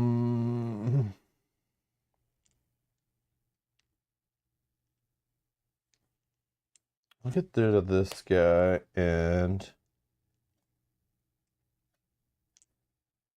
yeah, this one. Okay. My other tactic I'm going to do is spend 3 omens to get rid of this and destroy it. Okay, then I'll roll my dice. Whoa, 5 damage. Well, good example, because how damage assigning works in Endbringer is a little different. I mean, it has to be because you can't make choice. Like, you're making the choice for the bad guy where he's going to put the damage. So how it works is all damage assigned must go on enemy minions up until the point it can defeat them. So these guys both have 1 health. I can't put any damage on them because it would defeat them. But if they had, like, say, 4 health, I could put up to 3 on one of them and then up to 3 on another. And it has to go there. Unless it's criticals where I can decide where it goes. So in this case, it has to go to the monolith. And I'm not going to re-roll it, any of them. I don't have Omen Tokens. That's a good roll. Yeah, so 5 damage on the monolith out of its 9 health. And unfortunately, that guy is still going to go. That sucks. Oh, yeah, sorry. I forgot to do this. We can correct it still. That's why I gave the guy extra health and was afraid to damage him. I forgot about my other tactic. Because my avatar is there. I'm going to exhaust this skill card to weaken a minion. If you weaken the attacking minion, it gets +3 attack. Oh, no So worries. you're allowed to roll up to 7 dice, the amount of dice included in the game, which that was my plan there. That's why he has 4 attack. So I forgot to do that. So I'm going to weaken him. And this is your roll that you already rolled? Yeah, so just roll 3 more dice. We got a critical. Okay, so that crit, I will apply here to kill this minion so he won't attack back. Okay. And then how much more damage? 2 more? Yeah. So we'll put 2 more, obviously, on the monolith because it has to go there. But if I destroyed a monolith, let's say I had enough damage to finish this monolith off right now and more damage left over. After defeating a monolith, you can't start damaging the next monolith. You would then be allowed to damage minions only, which I could then defeat this minion. So yeah. All right. Then we go to his side. Nobody left. I'll attack with this zombie for 2. 1. 1 damage. Yeah. Which can't go on him because it would kill him. Has to go here. You know what? I'm gonna re-roll that roll actually. Yeah, re-roll the whole thing. I'll take the damage off. 1. Oh, okay. So that was. Do you want me to reroll, or would you rather reroll on that one? Because I don't know if I'll get to kill this guy, and like if you want to save the I'll keep it. tactic, Yeah. I don't know. It's up to you. I'll keep it. But this guy might not be able to kill this guy. I mean, but I get yeah, to go if you get a first. crit, you might. But I'm only rolling 3 dice, so let's not yet. If I do kill him, then yeah. But otherwise, he might do some bad stuff. Maybe not. Okay. Now we're going to this battle. Since he is not there, we will get to go first. I will attack for 3 if you can roll me 3 dice. You got a critical and 1. Oh, I did get a crit. Beautiful. I don't think we reroll that. Yeah. Well, I can't. Or you can, I guess. I can. But... I'll kill this guy with the crit, and then we'll put 1 damage on the monolith. Okay. And that's the battle's done. Now, end of round effects, if we have any. On this one, the first round is no effect, so we'll just flip that over. The Endbringer, I don't think has any. We don't have any end of round. No flame counters. Yeah, you have no flame counters. So back around to the start of the round, which will spawn. He will spawn 1 enemy per player in each battlefield he's in. So we get another rotting follower. Okay. Another rotting follower. Okay. And then at this battlefield, oh no, we get a Dread Shrieker. When played, spawn a minion. Its when played effects do not trigger. So that's the first minion we're spawning for the spawn phase. He will spawn another minion. And the when played doesn't matter, but it's a freaking King of Curse, 3/3. And then we need to spawn the second minion. Ongoing. This minion gets +1 attack for each other enemy Wraith minion. Oh, that's a bad spot for him to spawn. Yeah, yeah. And now there is 3 others there, so he's actually attacking for 5. Okay. Okay. So now we flip our fate counters. What else do we do? I have it. Oh yeah, sorry. Right here. So counter. just the FYI, I made my own reference sheet for this game. It does not have a reference for Endbringer. It has a reference here for like the base game, but there are certain steps I didn't want to miss. So when I was learning the game, it just made it better to type it out. I also made my own easily forgotten rules. I'm not going to share this because it's typed in my like own what helps me. But so ready all exhausted cards. but we're gonna follow it because I don't want to miss any steps when I'm like teaching it, and I kind of like broke it down. Because when I play this game normally, I'm like the steps are very easy. Just follow this, but I don't want to miss like the order because it doesn't matter. So ready all all the cards. Yep. First player decides if we want to gain 4 energy or roll the d8. What do you have for energy? This is the part that I have like, 1. Ugh. Yeah, but imagine you roll an 8 on that. Oh my god, it would be so awesome. So I like this. Just like in the base game, anytime you can choose gain 4 energy for each player or roll the d8. We can get anywhere from 1 to 8. I'm tempted to roll it, but if then do it. Hey, Brian, we're having fun. It's all good. It's Red Skull's twin. Yeah. 6. Nice. 5, 6. I'm at 8. That's all right. What's next? Reset action tracker. Okay, we'll go back to 6 actions. Each player gains 1 omen. Gain an omen. Perfect. A lot of steps here in the beginning of the round that you don't want to miss any because a lot of them are good for you. So we need to find out where he's going. So roll the d8 again. 2. So he's staying where he is, and now we can decide where we go.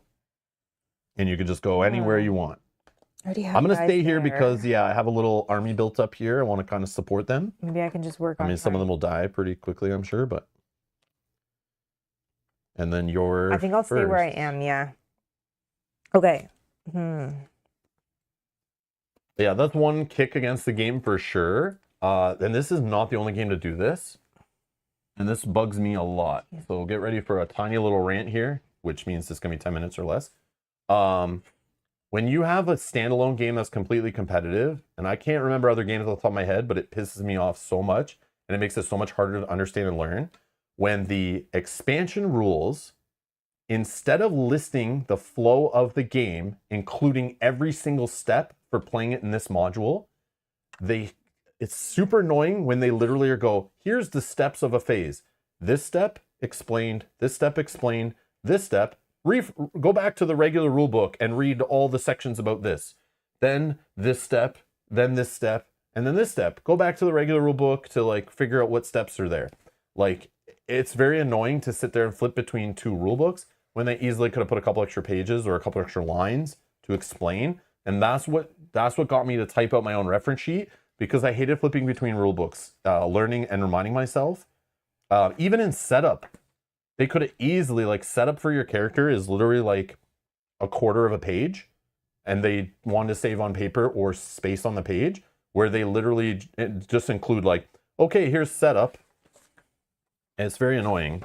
So just understand that you'll have to deal with this if they don't change it, which they can in a PDF online. But so yeah, so just the setup here is like, setup here in this book.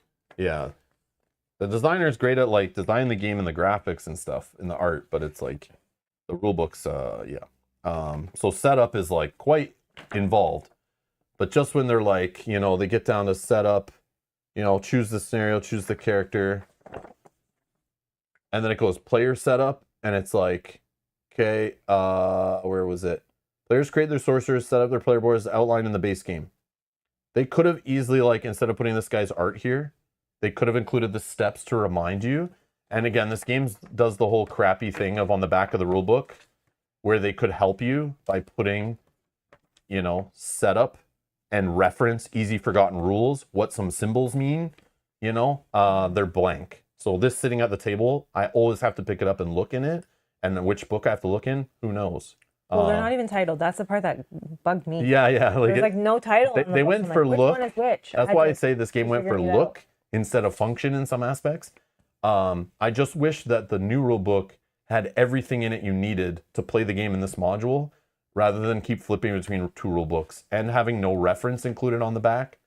Like, this reference instantly becomes out of date, but you have to stare at it in front of you because there's new steps and new functions and new options, when they easily could have used the back of the rule book or an additional reference card to help you, but they didn't include that.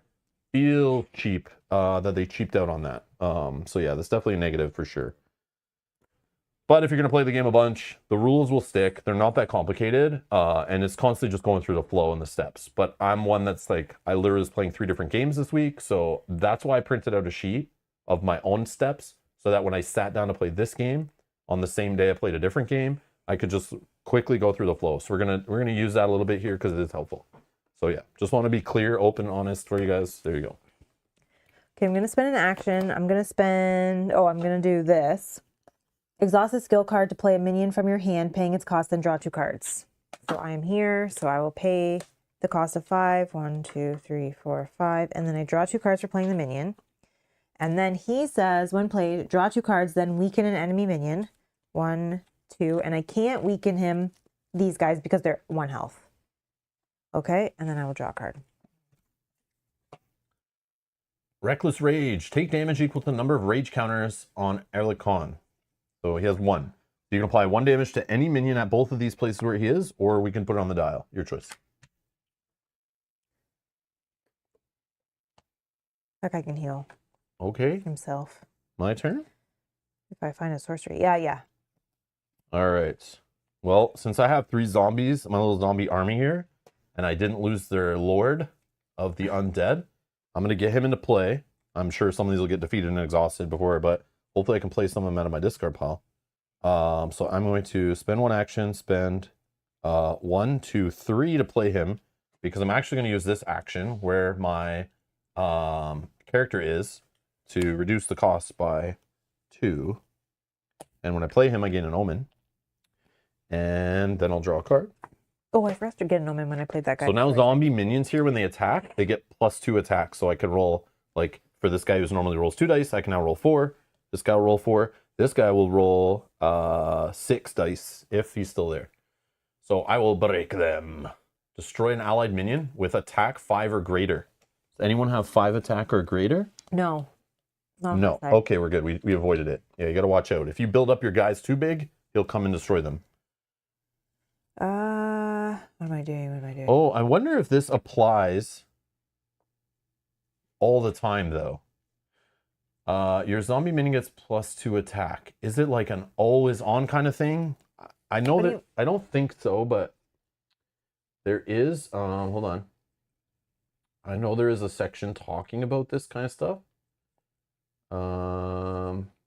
But the only rule book I could find PDF wise was an older one, but it might still have it. You can go ahead. Yeah. And yeah, I'll just find out if that does affect him.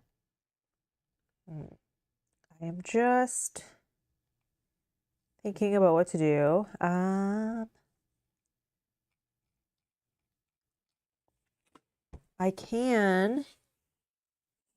think I'll spend an action. I'll spend one. I'll play the sorcery. Choose one. Weaken a minion. What I can use anywhere. Weaken a minion twice or heal up to 2 damage from a minion. Huh. I think I will heal this guy twice or 2 damage from him. And then I played a sorcery, so his ongoing says I can heal 1 from him. So he's full health. Okay, so before we draw your card, we'll just go back and I just want to read.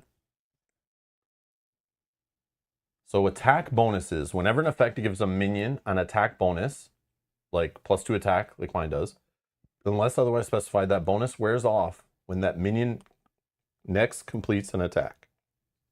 Oh, so it's only Or for the after attack. the battle phase if it did not attack. Yeah, so it's not giving it to him in this phase. Yeah, but okay. For example, a minion gains an attack bonus, but the bonus wears off after its first attack. If it attacks again, if something readied it, it won't have the bonus during its second attack. Conversely, if the minion had +2 attack until the end of the battle phase, the bonus would apply to each of its attacks. An attack bonus from an ongoing effect. Yep, this one is ongoing. It does not wear off until you lose the effect itself. So mine is like always on, because it's ongoing. Some character deck abilities allow their avatar standee to attack. Yeah, I think I'm actually in trouble. I think here, because this guy is giving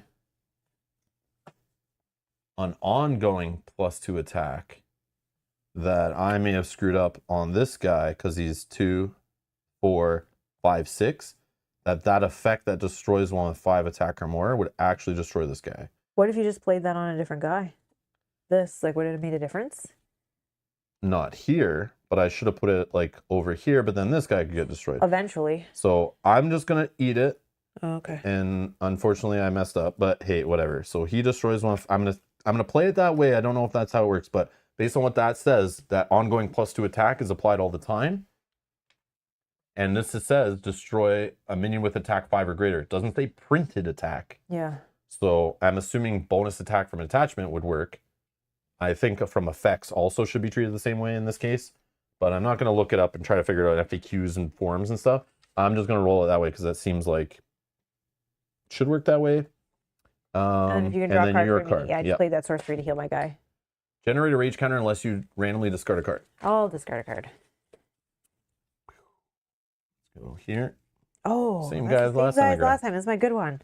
Whoops. It's fine. We're in trouble. It's fine. He can get rid of those guys over there. The 3 health. Oh, it's fine. So it's my action. Yeah. I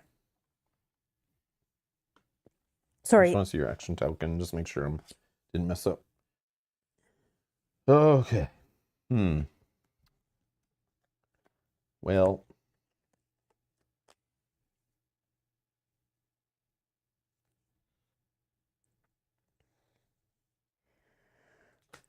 All right, let's do this. Let's spend an action. 1, 2, 3. I'm gonna play this little rat catcher guy. And when played, I can draw a card, discard a card, then I may play a minion with cost 2 or less from your graveyard without paying its cost. Oh, wow. So he is a zombie, so I'm going to put him with my Lord of the Undead. Oh yeah, there's also a limit to how many minions we can put at each battlefield. In solo, it's 4. In 2-player, it's 6. And I think in 3-player, it's 8. I think this expansion... Does it only go to 3-player? Might actually... Yeah, it's 1 to 3-player. Oh, okay. Yeah. So it's 1 to 3-player is also something of note, which you guys probably saw when I brought up the thing before on BGG. Okay. So I play that guy. Draw a card. Discard a card.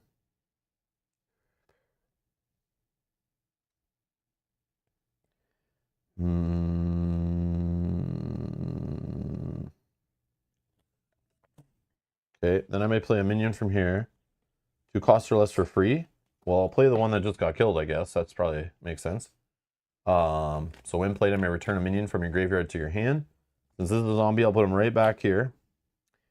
And the minion, I'll put in my hand.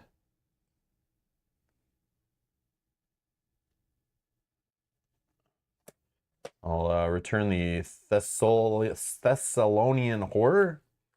Put him in hand. And then when I play this one, I gain an Omen token.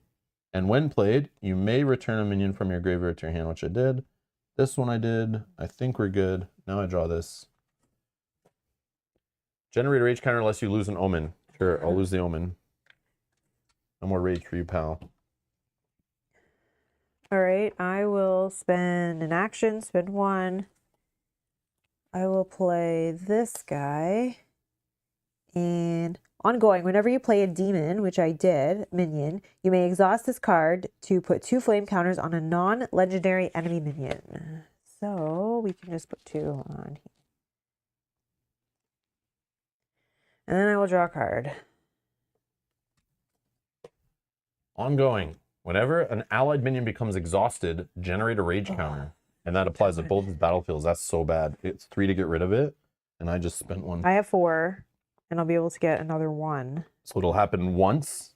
And if you do your, on the first attack, do the tactic, you'll be able to get rid of it.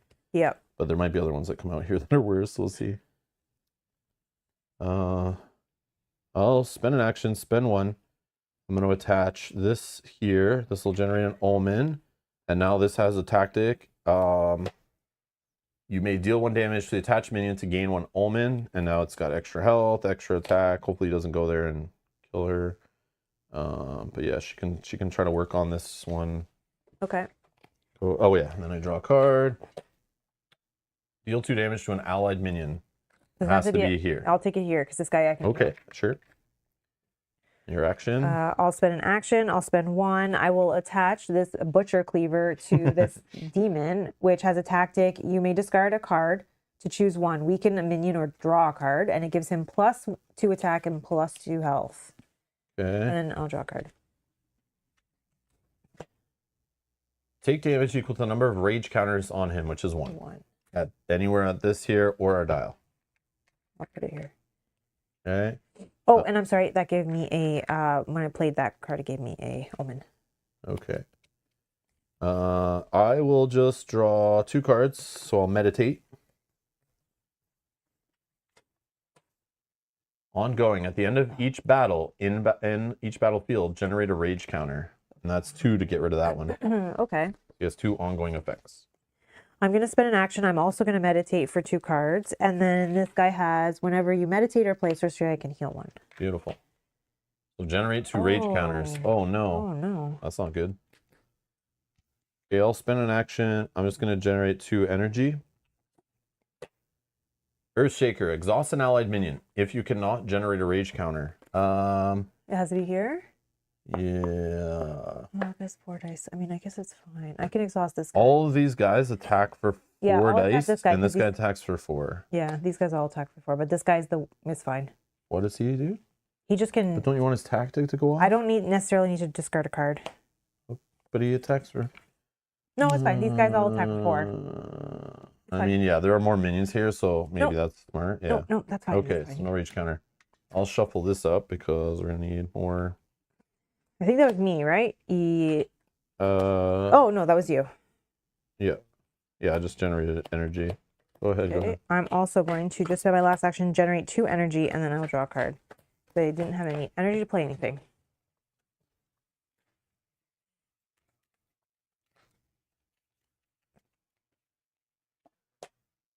Oh. Ongoing. Whenever an enemy minion attacks, remove a rage counter from Airlock Con to give that minion +2 attack. Oh no. 3. That's 6, bad. 7, 8. 2, 4. Yeah, I'll try to. Well, I can get rid of. Yeah, I have 3, and I can generate 1 more right now if I play. I have a? No, I can only get 1 more. We'll get rid of as many as we can. Oh, and this actually would trigger when this guy exhausted from that, it would give him another rage counter. Right? Because he exhausted from that card. Oh, correct. Maybe Yeah, that's correct. Yeah, somebody. every time an allied minion exhausts, we get a rage counter. So he's going to hit 5 anyways. Okay, I'll spend my last 2 here. My last action. I'm going to play a Devouring Lurker. When he's destroyed, I can deal 1 damage to an enemy minion. I'm going to put him here because this guy's 1 health. And or maybe one of these guys I can kill after he purposely dies. And I get an Omen for that. And then exhaust an allied minion. If you cannot generate a rage counter. Oh, he's going to 5. He's going to deal 5 damage right now. Yeah, but that's actually not with the word. But he has ways of generating more too. So he'll power his other effects. All right, so we need to exhaust somebody here. Do you exhaust this guy? Exhaust allied minion if you cannot. Yeah, we got to do it. I'll just, exhaust this guy right here. Perfect. And then that will put the 5th rage counter here. So no, I think it's only if... Oh, because he exhausted, I see. Yeah. So he takes a 5th rage counter, and then he'll clear 5 of them and deal 5 damage out. Is it... Sorry, was it direct or global? No, it's just damage. I can take 1. Yeah, it's global. It's global. So it can go any minion or our dial. I will do the 1 damage to this guy right now. Yeah. And I'll kill him. That goes here. And that'll deal 1 damage when he's destroyed to an enemy minion. We'll get rid of 1 enemy. I can do, that was 2. I'll do 1 here for 3. 4. We just need 1 more. You probably just put on the dial, right? For 1? Yeah, sure. 51. Okay. Are we all done? Yep. Battle time? Yep. All right, so he's going first here. You can choose either one of those to attack first. Let's choose this one. There is no rage counters for him to get plus, so that's good. Yeah, so he won't discard it, but he's going to draw a tactic. It's a blue, which the attacking minion gets +1 attack for each other enemy wraith minion at his battlefield. So he's attacking for 4. He's attacking for 4. Okay. I can do 1, 2, 3, and then just 1. 1 more here? Okay. Yeah. 50. All right, my turn. We are going to start with this guy. He exhausts. That puts a rage counter. Oops, wrong one. Yeah. Then I will do some tactics. Let's first get rid of the one that keeps giving him rage counters when we attack. Or I think I can get rid of... Oh, do we do the remove one to make that guy? He didn't have... Oh, okay. And that just happened, right? Yeah, that just happened. But let's do that one first. So whenever an allied minion exhausts, it's 3, right? 3 to get rid of that one. Okay. And then the other one, there's one that's 2. When they pull it a 1 away, this is 3 to get rid of. Okay, so then I have to do this first.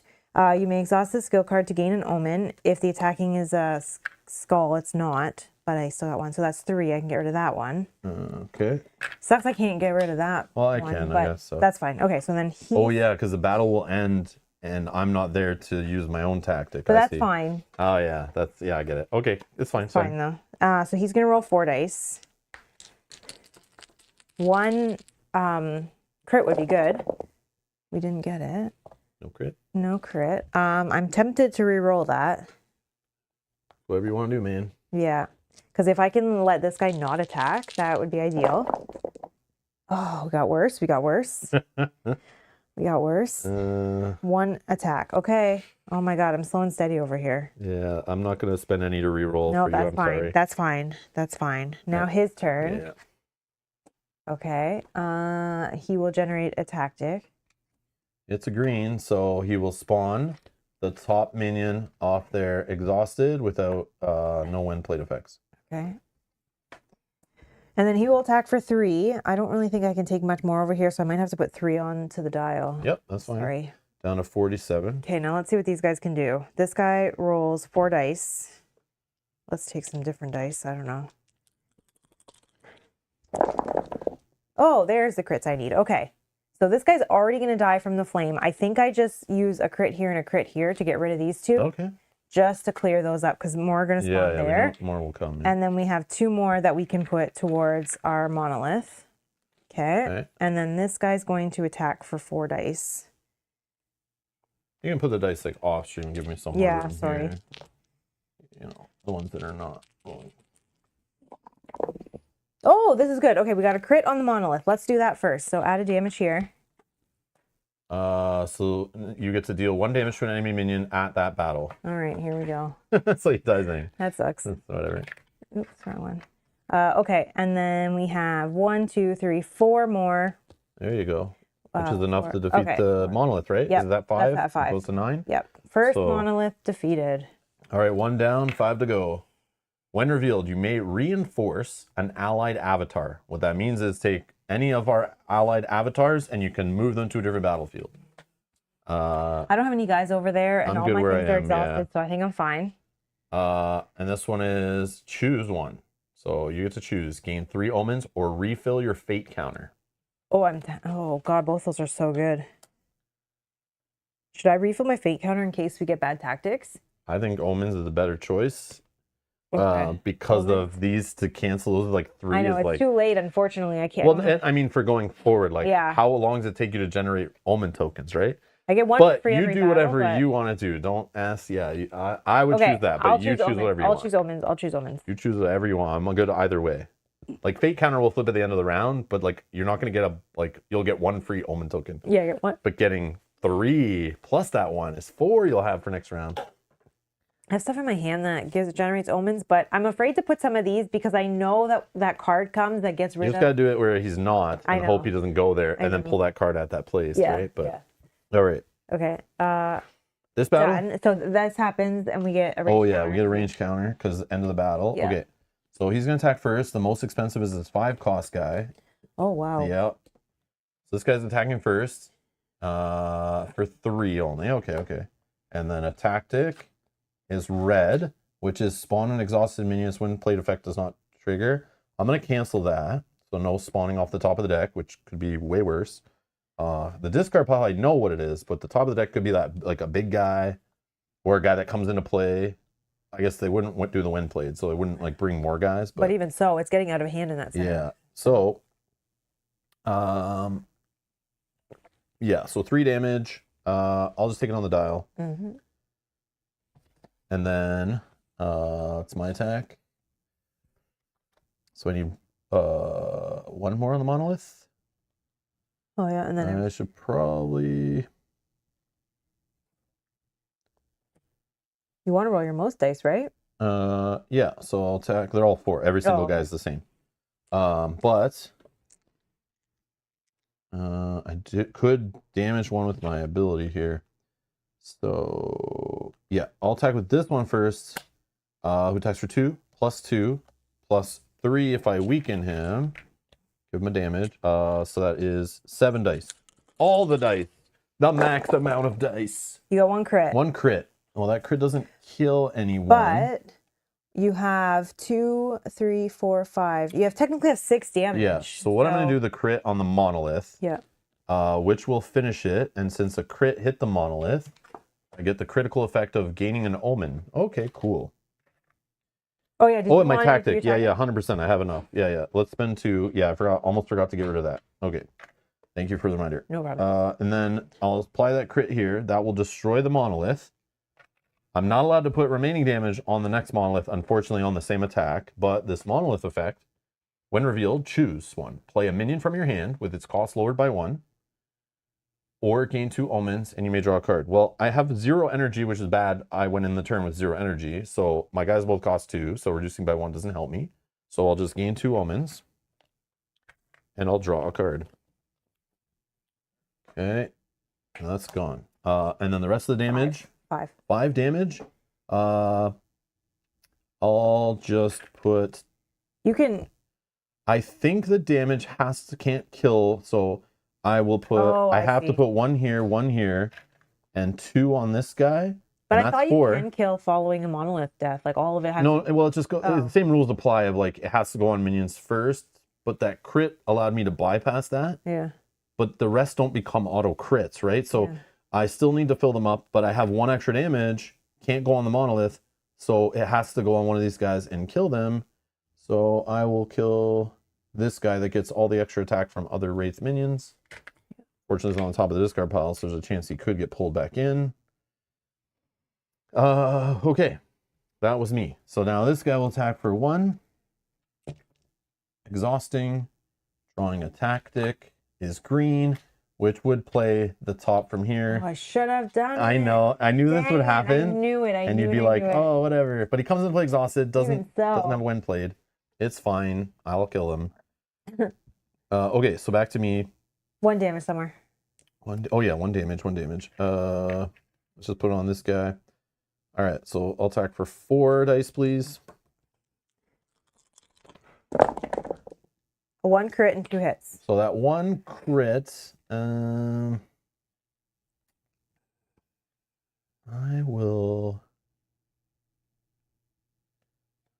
just snipe this guy for his last health with 1.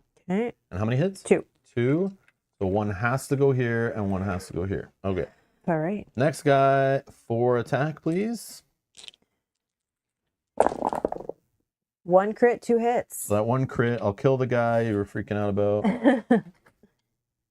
And 2 hits. Yep. 1, 2. Okay. 4 dice, please. All my zombies getting their buff from their lord. 1 crit, 2 hits. So the 1 crit I'll put here to snipe this guy, and then 2 hits on the monolith.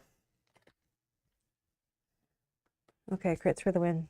And then This guy's another 4. yeah, 4 hits. Yeah, 4 attack.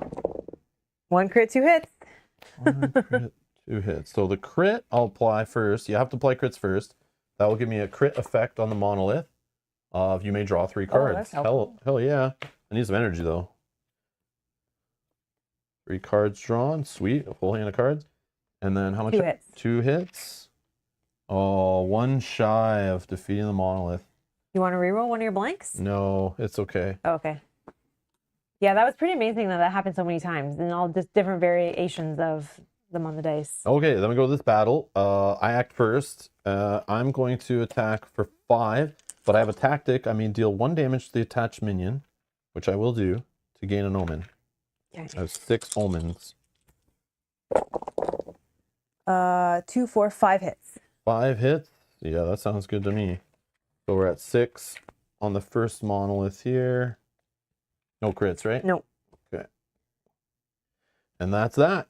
End of round. End of round. Okay. So we're here. We'll spawn a minion into each battlefield with no enemy minions. We did this when we played off stream Yeah, too. we forgot. We forgot that. Oh no, death is here. Oh my god, why? Death is here. No, I'm going at the end of each round. Each player picks one of their minions, destroy them. Oh my god. Okay, that won't happen this round because it goes, I think it goes our end of round effects, then Endbringer's round effects, then the Sorcerer round effects. So this wouldn't happen, I don't think. Okay, yeah, because he wasn't Pretty sure. Okay, we got another Rotting Follower. And then another, oh no, spawn a minion and swim plate effects don't trigger. So this guy will spawn another guy. And it's another Menacing Dead. Okay. Okay. Any more end of round? You got no flame No. counters? I don't think I have anything. No. So in start of round spawn? Spawning. So he is here. So we're going to spawn 1 per player. Okay. Rotting Enforcer, or Rotting Follower. When played, spawn a minion. When played, effects don't trigger. I hate these guys. And then one of the guys who gets buffed from all the other guys. And then here we're going to spawn 2.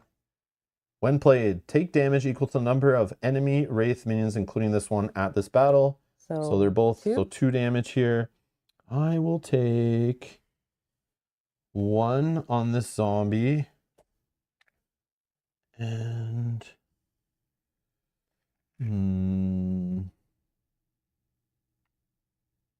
I'll just take 1 on the dial. Yep. And that was We need one more. 1 more, right?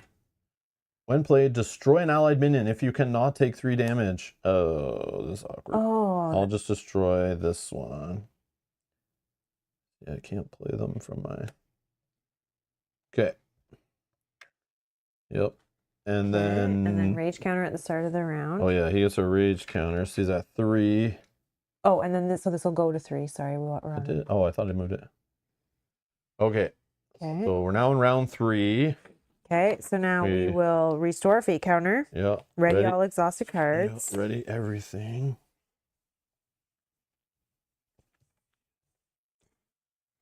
First player decides, do we want 4 energy or do we want to roll the dice? Your choice. What do you have any suggestions? Because you have less energy, and you have a lot of cards in So I hand. just Are gained they my Omen, I expensive? got my actions. Well, I just have a lot, like I can do whatever, right? But So do you want me to go big? you do whatever you want, your choice. You make the choice. I know, but we're a team here. I know, I don't care what you do. I'm fine either way. It's fun to roll the die. It sucks when it's like a 1, or it's technically less than 4. It hurts, but when it's more, it's like amazing. I don't know. You do whatever you want. Okay, we're This gonna shouldn't roll. be such a hard decision. We're gonna roll the die. I know, but I want your input because you have no Yeah. energy.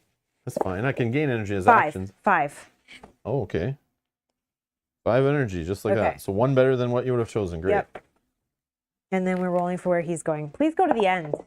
5. Okay, good. So he moves to here, and then we can choose to move our avatars around. I feel like, do I just stay with all my guys, or do I start Yeah, I don't know. adding some guys This to the guy's probably going to center? die because he's freaking 5 attack. So, yeah. If I stay here, I could put some of these guns on, giving. I'm going to move dice. here because I want to start populating here, and I'll have this effect to reduce the cost. So I want to start filling this battlefield now that he's there. And this one still has 2 monoliths to defeat. This one's almost the last one's done. And I think I can have enough to deal with this, guys, and take some damage and keep our dial protected. But All right, this guy, this one, maybe I'll work on this one. you got your extra Omen, your free Omen, But I got my. your actions. Okay. All right, and I'm first. You're first. Maybe I meditate first just to see all my cards. Yeah, so my first action is just going to be to meditate, gain 2 cards. I want to see what I got going on. And then that will heal this guy 1. Okay. He generates 2 rage counters. Oh, that'll So that's be 5. 5. We clear them, and it's 5 global damage, Mel. Where would you like to go? I can go to any minions or dial in any 1 damage at a time, however you want to do it. Well, I'll put the one I just healed on back on here. And then 4 here you want, or... Yeah. Oh, actually, you know what? Let's put a couple here. I do want to leave like... oh, no, I can put 1... Yeah, 1 here, 1 here. And then what's left? I 3. put 1, 3. Yeah, I we're put going 1 to here. 40. All right, my turn.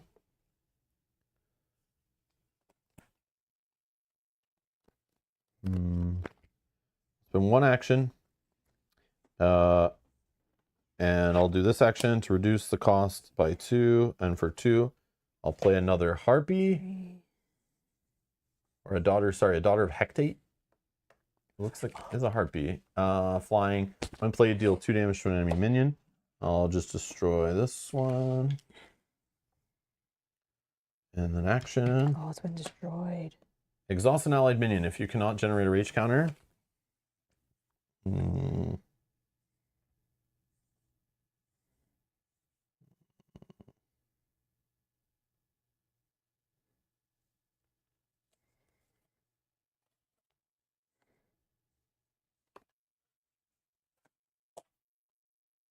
No, you know what? I'm gonna exhaust this one. I know it's gonna get killed. All right, how much do I need for this? Okay.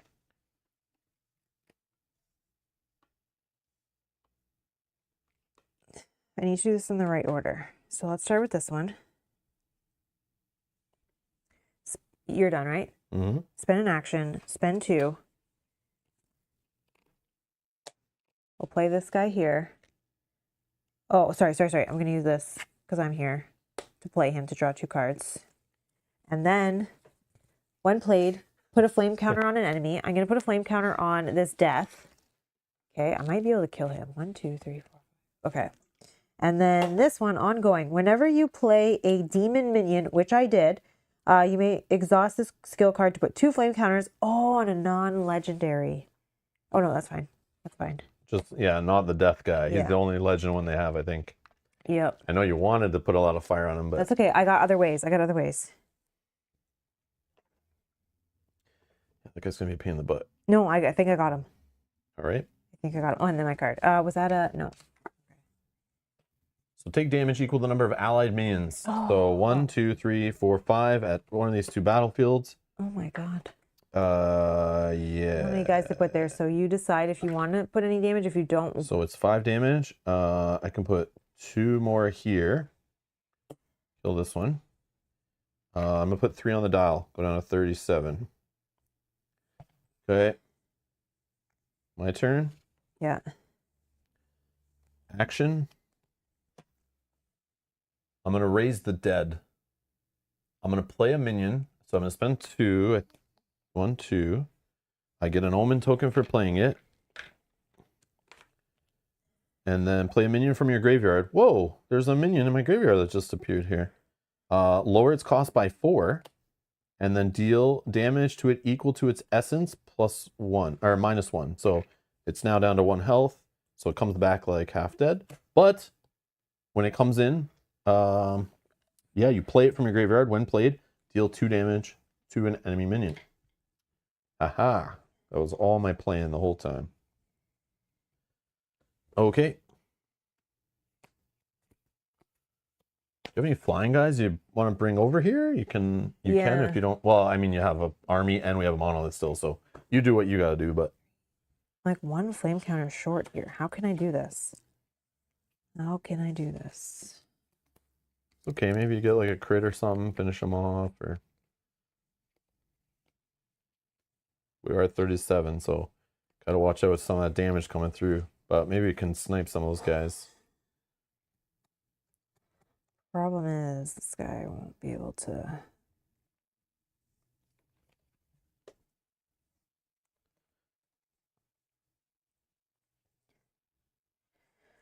Okay. I cannot kill death, unfortunately, I don't think. Mel cannot kill death. No, because the guy moved. If the guy was here, I could kill death. But he moved. So now I can't put this guy out and then let him die from damage to then put flame counters on. Oh, I see. You know? But that's fine, that's fine. What can we do here? Well,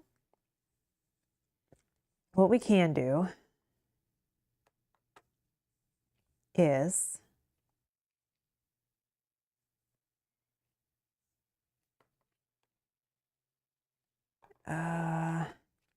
we can get rid of another guy. Let's just get rid of another guy. Okay. So let's spend an action. Let's spend 1. We'll do another sadistic ceremony. This is going to give me a omen. And play a minion from your hand with essence 2 or greater, paying its cost. So 1, 2, 3. Weaken it 1 or more times. Count that damage as damage dealt to another enemy. Okay, so I can weaken this guy twice. You can put him up here even. Okay. Totally fine. Weaken this guy twice. 1, 2, and then I can get rid of. Oh, this mini gets. I probably should have moved. I'm gonna put my Greg, thank you for the fire super here chat. instead, and let's get rid of this guy because he gets +1 for each other minion. So let's then put the damage on this guy from here. Okay. Okay. Craig says Mel doesn't fear death. Death fears Mel. Well, thank you for case, supporting for 31 you. months, Greg. Thank you so much. Thank you. Thank you. And I'm pretty sure I got that.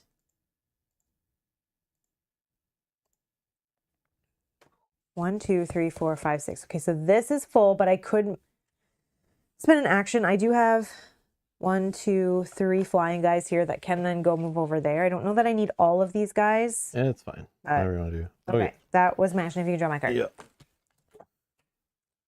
Remove all rage counters from Erlikon. He has 0. Oh, he has 0. Heal each monolith minion. Oh, that was good timing. That's good. That was good timing. Otherwise, he'd be healing all the monoliths. Oh, man. Dodged a bullet there. Okay. Okay, I'm just going to gain 2 essence for my action. Generate rage counter unless you randomly discard a card. I'll randomly discard a card. Because minions in my discard pile are totally fine. Or my graveyard. My graveyard.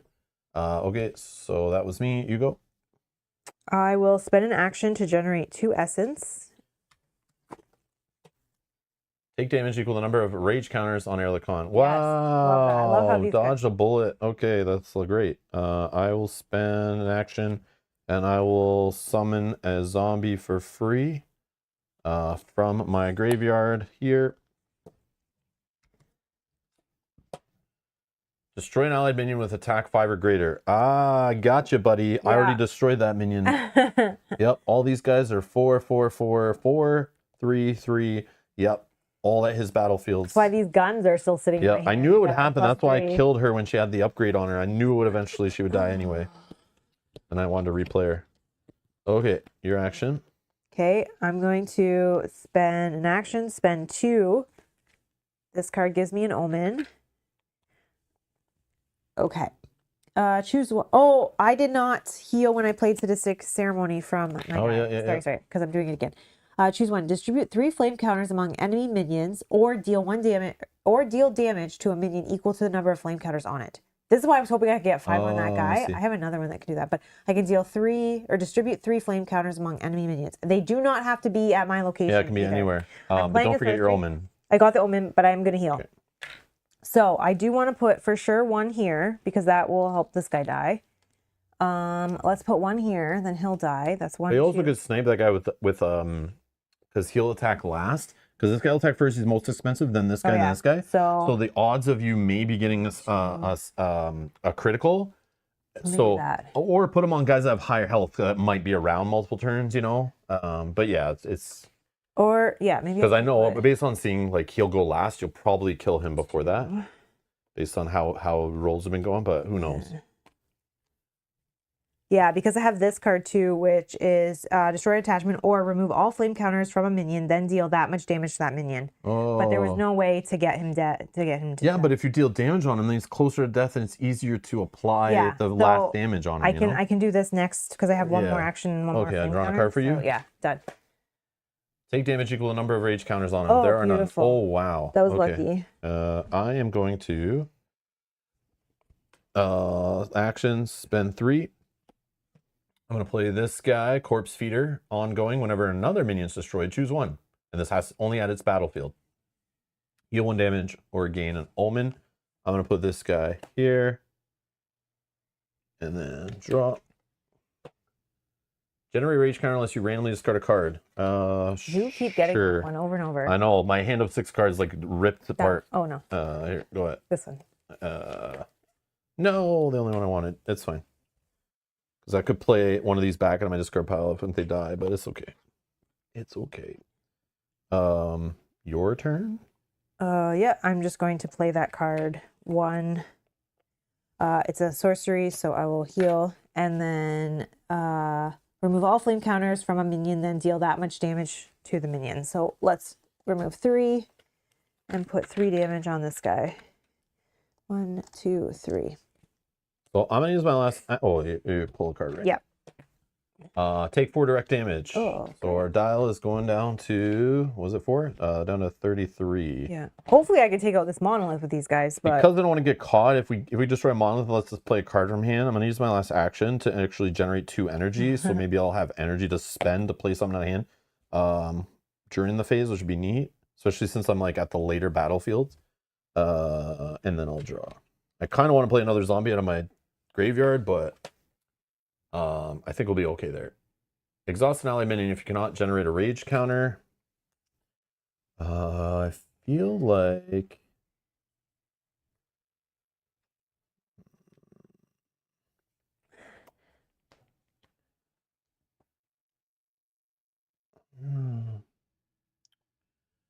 Yeah, let's just exhaust this guy. So I can play him out. It'll let him take damage. All right, done. Battles. Battles. Me. Okay. So he's not here, so I get to start. Yeah, we can choose on our side one to go first. And it's all your guys. We play this way, and you don't need to. But what I find, because my deck is built around a zombie army, I should explain this at the beginning, why I'm playing my zombies all here. Because they work off this guy getting plus attack. I like to keep my zombies together unless I get a second one of these guys. Then I might build a zombie army somewhere else. But I like to keep my synergy at the same battlefield. Eventually I can move this guy over here and start putting zombies here or in a different order. But Mel's putting all her guys here because you want to kind of maybe put some of them around your avatar to be able to give them effects. That's another thing too. But when we play 2-player, we kind of just each take care of a battlefield. That's the way we were like playing off stream too. And we just kind of did it without even saying it. And then like the third battlefield, whatever that is. But because like whoever's done first. Because he started here, instinctively Mel just started plopping it in the one in front of her where her avatar was. And then I just picked the other one where he started out to start building a zombie army. But as we break these monoliths up and he starts moving elsewhere, we need to kind of adjust. So we got to start using some actions to move some guys around, but we're not doing that yet. Matthew, thank you for being a member for 32 months. Candy corn is the official vegetable of Canada. That art is sick. I have always been interested in the timeline of our decay and demise. Yeah, this game is awesome looking. Like just the player boards and everything. It just looks so good. This whole game looks so good. Thank you, Matthew. Thank you, Matthew, for supporting for so long. Much appreciated. Good to see you. Hope you're enjoying your weekend. Are you a fan of candy corn? I know you like it, but I Matthew, love are you a candy fan corn. of candy corn? Until I eat too much of it, then And it hurts your stomach? yeah, it's like so densely sugary that it's like, All first of a one's sudden? good. First handful's good. Second handful, third, oh, I'm starting to feel nauseous. Like, yeah. Probably shouldn't do that. Yeah, our daughter likes But it once too. a year, yeah, my daughter will be like, let's get some. Daddy likes it. And I'm like, not too much, please, though. Not too much. Just a little. I like those little treats. Yeah, that's great. You don't have to. Jacko, thank you so much. 21 months. 21 months. Thank you, Jeff. 21 months. Popped in to say hey 45 minutes ago. Did you say hi 45 minutes ago? No, he's saying popped to say hey. 45 minutes ago. Hey. Hey. Hey, sailor. Saying you popped in but didn't say hey until now, I guess. Yeah, that makes sense. Good to see you. Hope you guys are enjoying your weekend. I know I'm enjoying mine right now. For now. For now. All right, I get to attack first here. I'm excited. Yeah. I don't know what to attack with. 3. Something to kill death. Hopefully you get 2 crits. So roll the most dice possible. All right, this guy. So he doesn't attack back for 5. At least he won't draw a tactic. No, let's do this guy. Because this guy can do the same amount of dice, but I can weaken him one more time. But yeah, you do whatever and see what happens. This guy is going to go first. We're going to use this tactic. You may discard a card to choose one. Let's discard this gun. Weaken a minion or draw a card. I'll weaken this minion. But yeah, you can Now weaken him down to this. He's 1 health left. If I get 1 crit, you kill death. I You got it. Wow. I got it. Death is dead. Death is dead. But remember, death is on the top of the discard pile right now.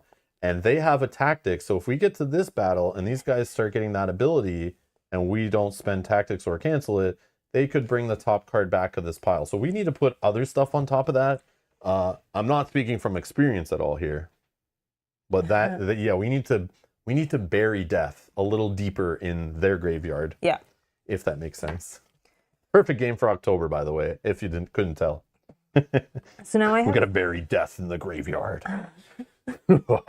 I have 5, so 1 has to go here, right? So then they're both 1 away, and then 4 can go on my monolith.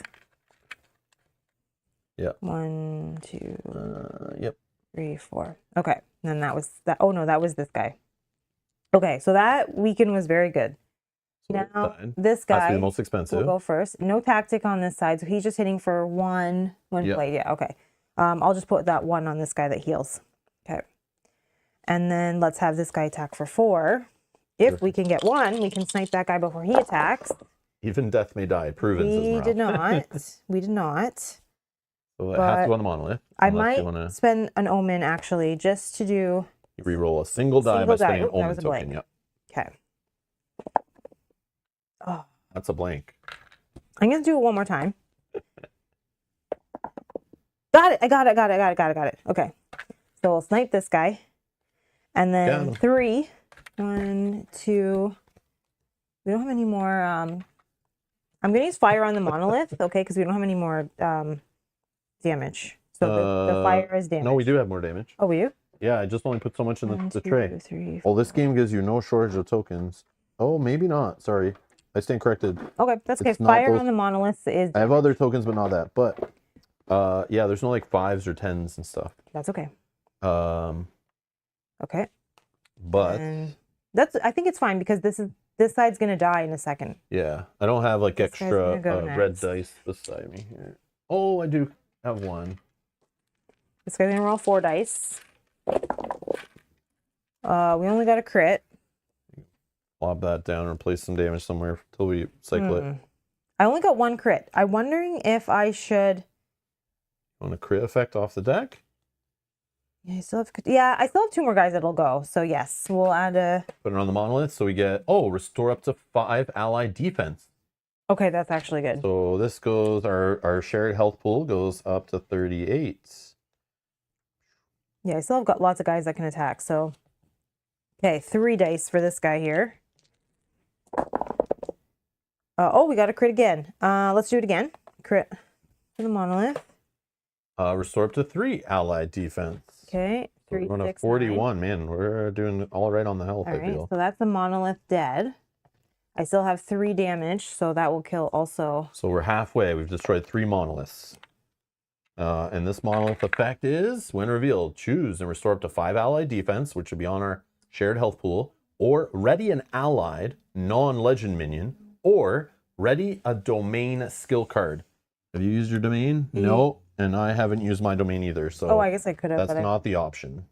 I'm wondering, do I just ready this guy? I don't need to ready anybody on my side because my side is done. Like this guy's gonna die from this. And you still have this guy to resolve, and this guy to resolve. Yeah, and he's already gonna be dead. So you could ready this guy if you want. Guy for you. Yeah, it's your call. And our health's pretty good. I feel like we're missing 19, but I mean. But I think if we can be offense, okay. And then these and we're three, halfway, so it's like we have more than half health. Go to this guy. We're more than halfway of damage on monoliths. That guy's dead. He has no ongoing effects. We only have 3 minions in play. I think we're doing okay. I think so. And then I'll move some of my guys. But again, we are playing on standard difficulty, just FYI. And we practiced. We're practiced. Okay. Okay. Your battle here. My battle here. So he's there. So one of his guys will go first. The most expensive is his 5. He's attacking for 3. Tactic flip. I need to shuffle.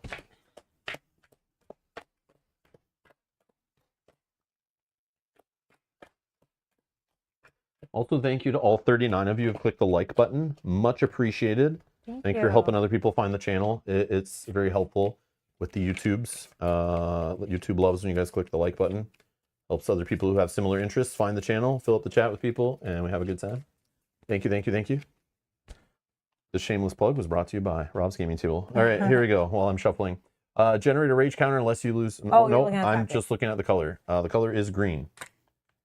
So green is spawn an exhausted minion from the top of the deck, and it won't do its when played. He only attacks for 1. You're gonna do it? I can cancel that. It's up to you. I don't But this guy only attacks for 1, 2 health, and his when played won't fire, so he won't bring in another minion. I don't know. Your call. No, I'll cancel it. Okay. Let's leave him on the top. You will stay there. So you cancel the tactic fully. You could spend an Omen to draw the next one, and maybe it's a different effect. But and we don't see much of this -1 attack one. I don't know how many there are. I don't know, but before we've seen it a few times. But yeah, it's interesting how playing this multiple times, just the randomized card deck creates like this different timing of effects. Sometimes we see it where his rage counters get out of control, or constant spawning of minions, or constant extra attack. And sometimes a little mix of all things, but sometimes it gets very goes one way. It's interesting, like with what you kind of see. So yeah. All right. Next is me. I will attack with this guy. For 4, please. Yep.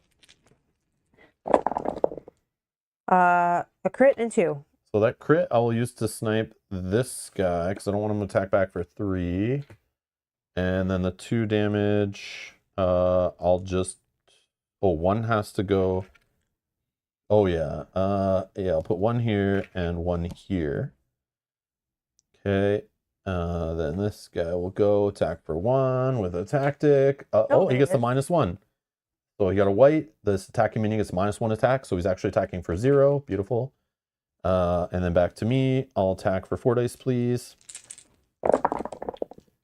2 hits. So I have to put 1 here. He's down to 1 health left. I can't defeat him.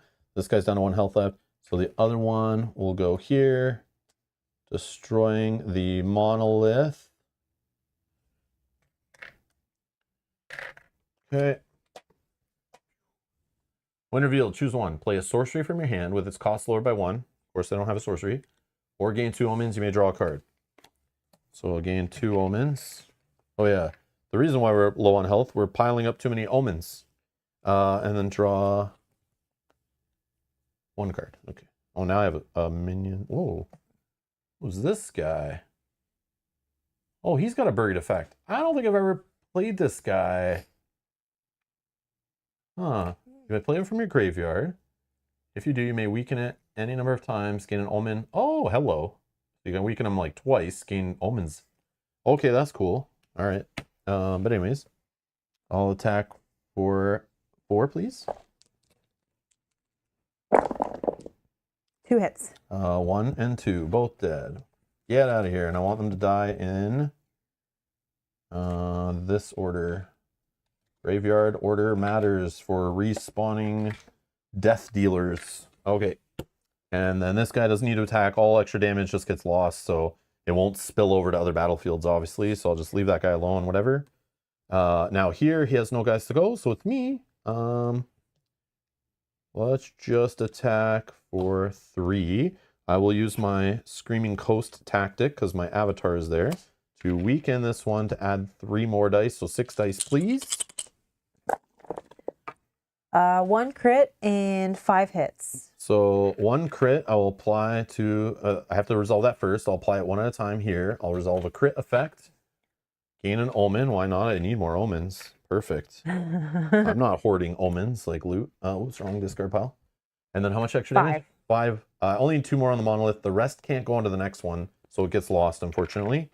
But we flip this. When revealed, choose 1. Restore up to 5 allied defense, or you may search your grimoire, shuffle afterwards, for any card put in my hand. As much as I would healing kind of like is smarter, I think I want to dig for cards because I like to see cool stuff. I think 41 with 1 monolith to go is good. I know. I think we're doing fine. Like, we're crushing it, actually. We definitely should play on higher difficulty, but this is not how it normally goes for us. I think we got lucky on a few pulls, and our strategy is very good now, and we know our decks pretty well, so yeah. So you can definitely crank up the difficulty if you need a challenge. Just keep that in mind. This game is not normally easy, I don't think, unless you're playing on easy mode.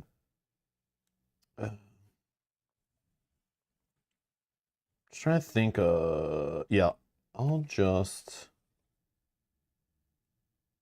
I don't think buffing my guys is the right play. I want to just get one of these guys so I can... no, I don't need to populate my graveyard. I thought that was the other guy that brings people into play. Oh yeah, this guy looks cool. I can play a sorcery from my graveyard. Yeah, let's do that. And he's got good stats. Yeah, I'll take that guy. Then I'll shuffle. Okay. Attack for 3, please. 3. Okay, I'm gonna spend an omen. Can you roll the blank for me, please? Blank. I'll spend an omen. Can you re-roll the blank for me, please?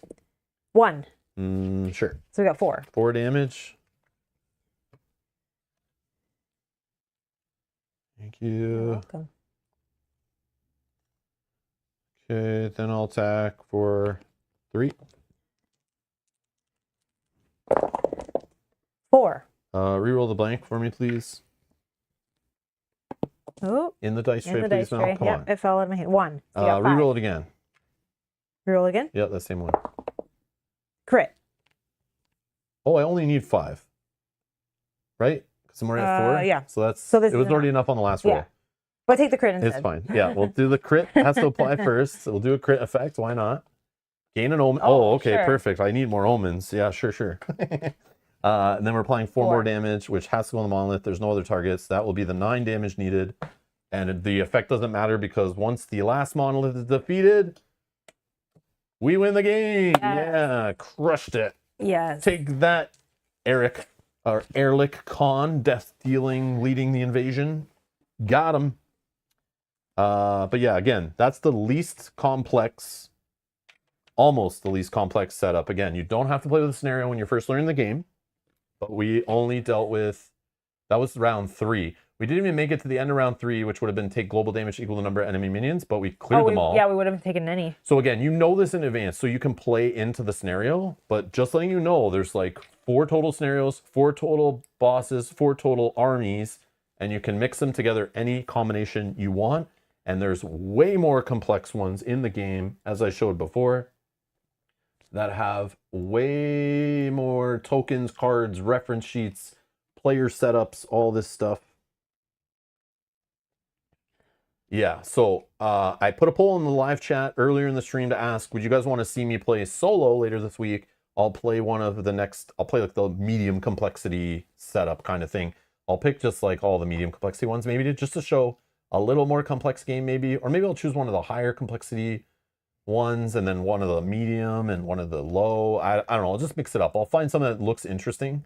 But just so you know, like I just want to get it over there that like we played the lowest complexity. Doesn't mean it's the easiest, just complexity, like less steps for setup, less steps each turn, less complex. You don't need reference sheets, more tokens, more card types.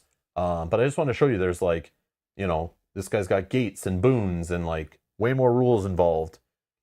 Has a ritual chamber. I don't even know what that is. I read some of these the other day and was like, ooh, that sounds cool.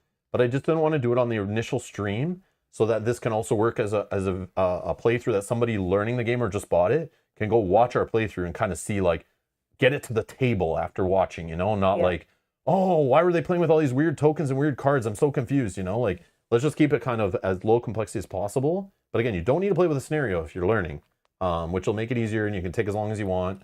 And yeah, so just wanted to let you know there's lots more combinations. But yeah, if you want to see me play it again this week, if you're interested in more, we'll play with different archetypes, which have their own armies, which will behave differently. They'll have their own tactics. So like, you know, this, you know, there's the Hellraiser that has its own ongoing ability and different tactic behaviors. And again, you could play with the same, like we could play with this same Nemesis, this Promethean Nemesis Erlich Khan, and you can give him a completely different army to play with. The Demiurge, and they act different and it behaves different and it creates kind of a different puzzle to solve, a different strategy, some different effects to deal with, you know. And you can play with a different scenario. This one's called Arming the Horde. So it plays with its own rules, its own timings, its own reference. This one, 5 rounds and we would lose the game. Oh, wow. Yeah, they just add more complexity, which spices it up. But again, you can play with like a low complexity scenario and then crank the complexity on the Nemesis and then play with like a medium complexity thing.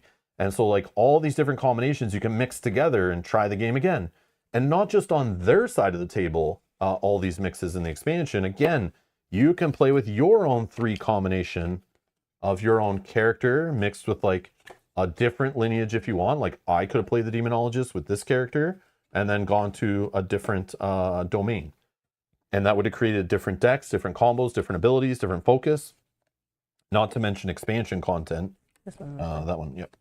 Not to mention expansion content. There are little expansion packs that can add an additional character choice to your game or an additional lineage or additional domain to even mix up more combinations. So it's kind of cool. It's like, this definitely has that feel of, you know, when someone requests online a lot, I see this question come up a lot. Players who play Magic the Gathering or some CCG that is expensive, every couple months comes out with new sets, and they got to spend so much money to find all the cards or buy decks or keep up with the meta. And there's people who then like can't keep up with it, and they're like financially or time commitment wise, and they're like, but I love playing against my friend competitively, and I want to do it in my living room without having to go buy a whole bunch of decks. And sometimes starter decks in some of those games are boring and simple and whatever. So people always recommend games like Radlands.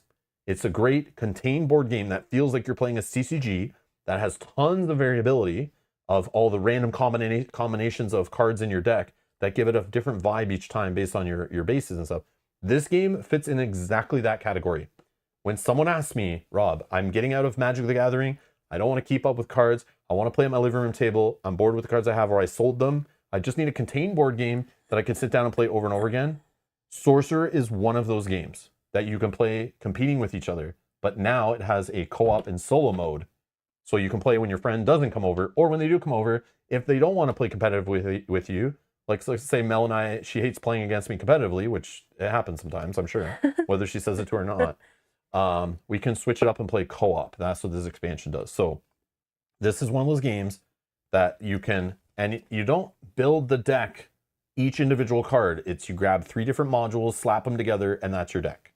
So it's kind of cool. It gets to the table quicker that way. So if you want specific deck building, it is not here, right? That would break up a lot of the synergies of the game and throw off the balance. So it's not that where you're like building a deck, you sit there for 60 minutes before you play and building your deck card by card. I like the way we can just sit down and go, all right, read through some cards and go in like 10 minutes, go, all right, I want to play this character. Or we could draft. There's draft rules to draft your deck. And then we could even like randomly generate the AI and play it. So, but yeah, we'll figure that out.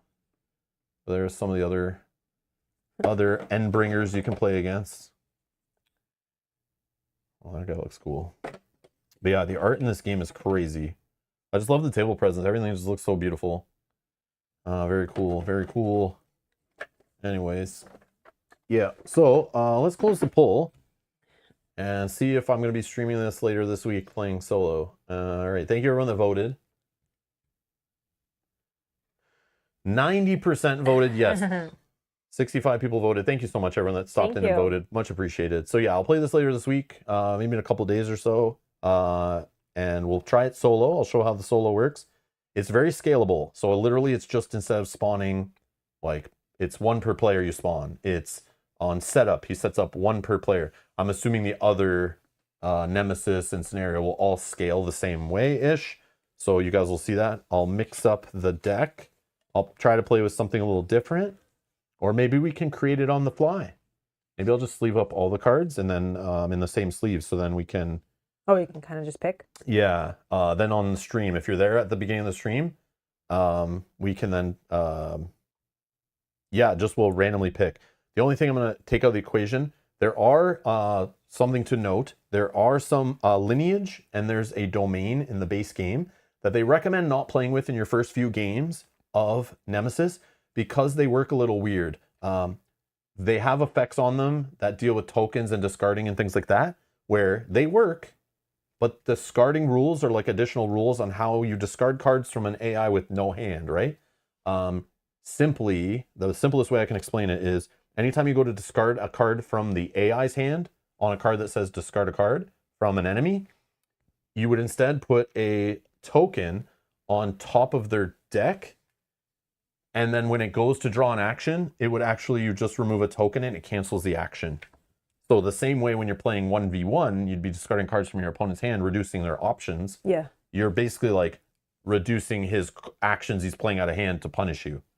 But there are other more advanced characters, I think they're in expansions, that do stuff where it's like, depending on the card that's discarded or the attachment that was destroyed and stuff, in that case, there's rules in the book about flipping the top card, and if it's blue, that counts as a minion that costs whatever, for any effects that are like, if you discard a minion costs 5 or higher, or an attachment you discard from hand, it'll tell you, like, if you draw red, that equals that. The rules are in there to handle those weird cases where it's turning a competitive game to a cooperative game.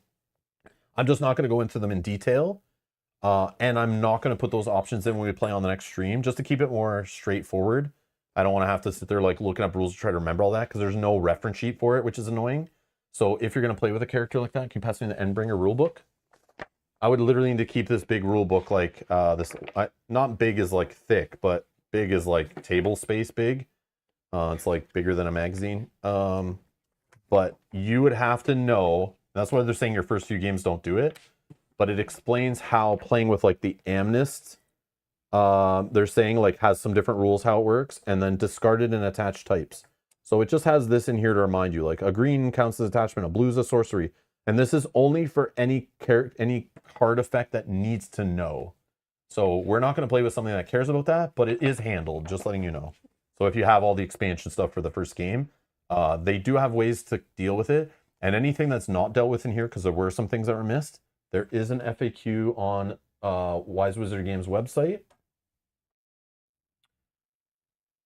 If you just go to like the Sorcerer rules page, it links it to here, where they have the FAQ that in the Endbringer does answer some of the questions not in the rulebook, like collateral damage. So one of the expansion characters supposedly does collateral damage, not in the base game of Sorcerer. So I didn't know what the hell that meant.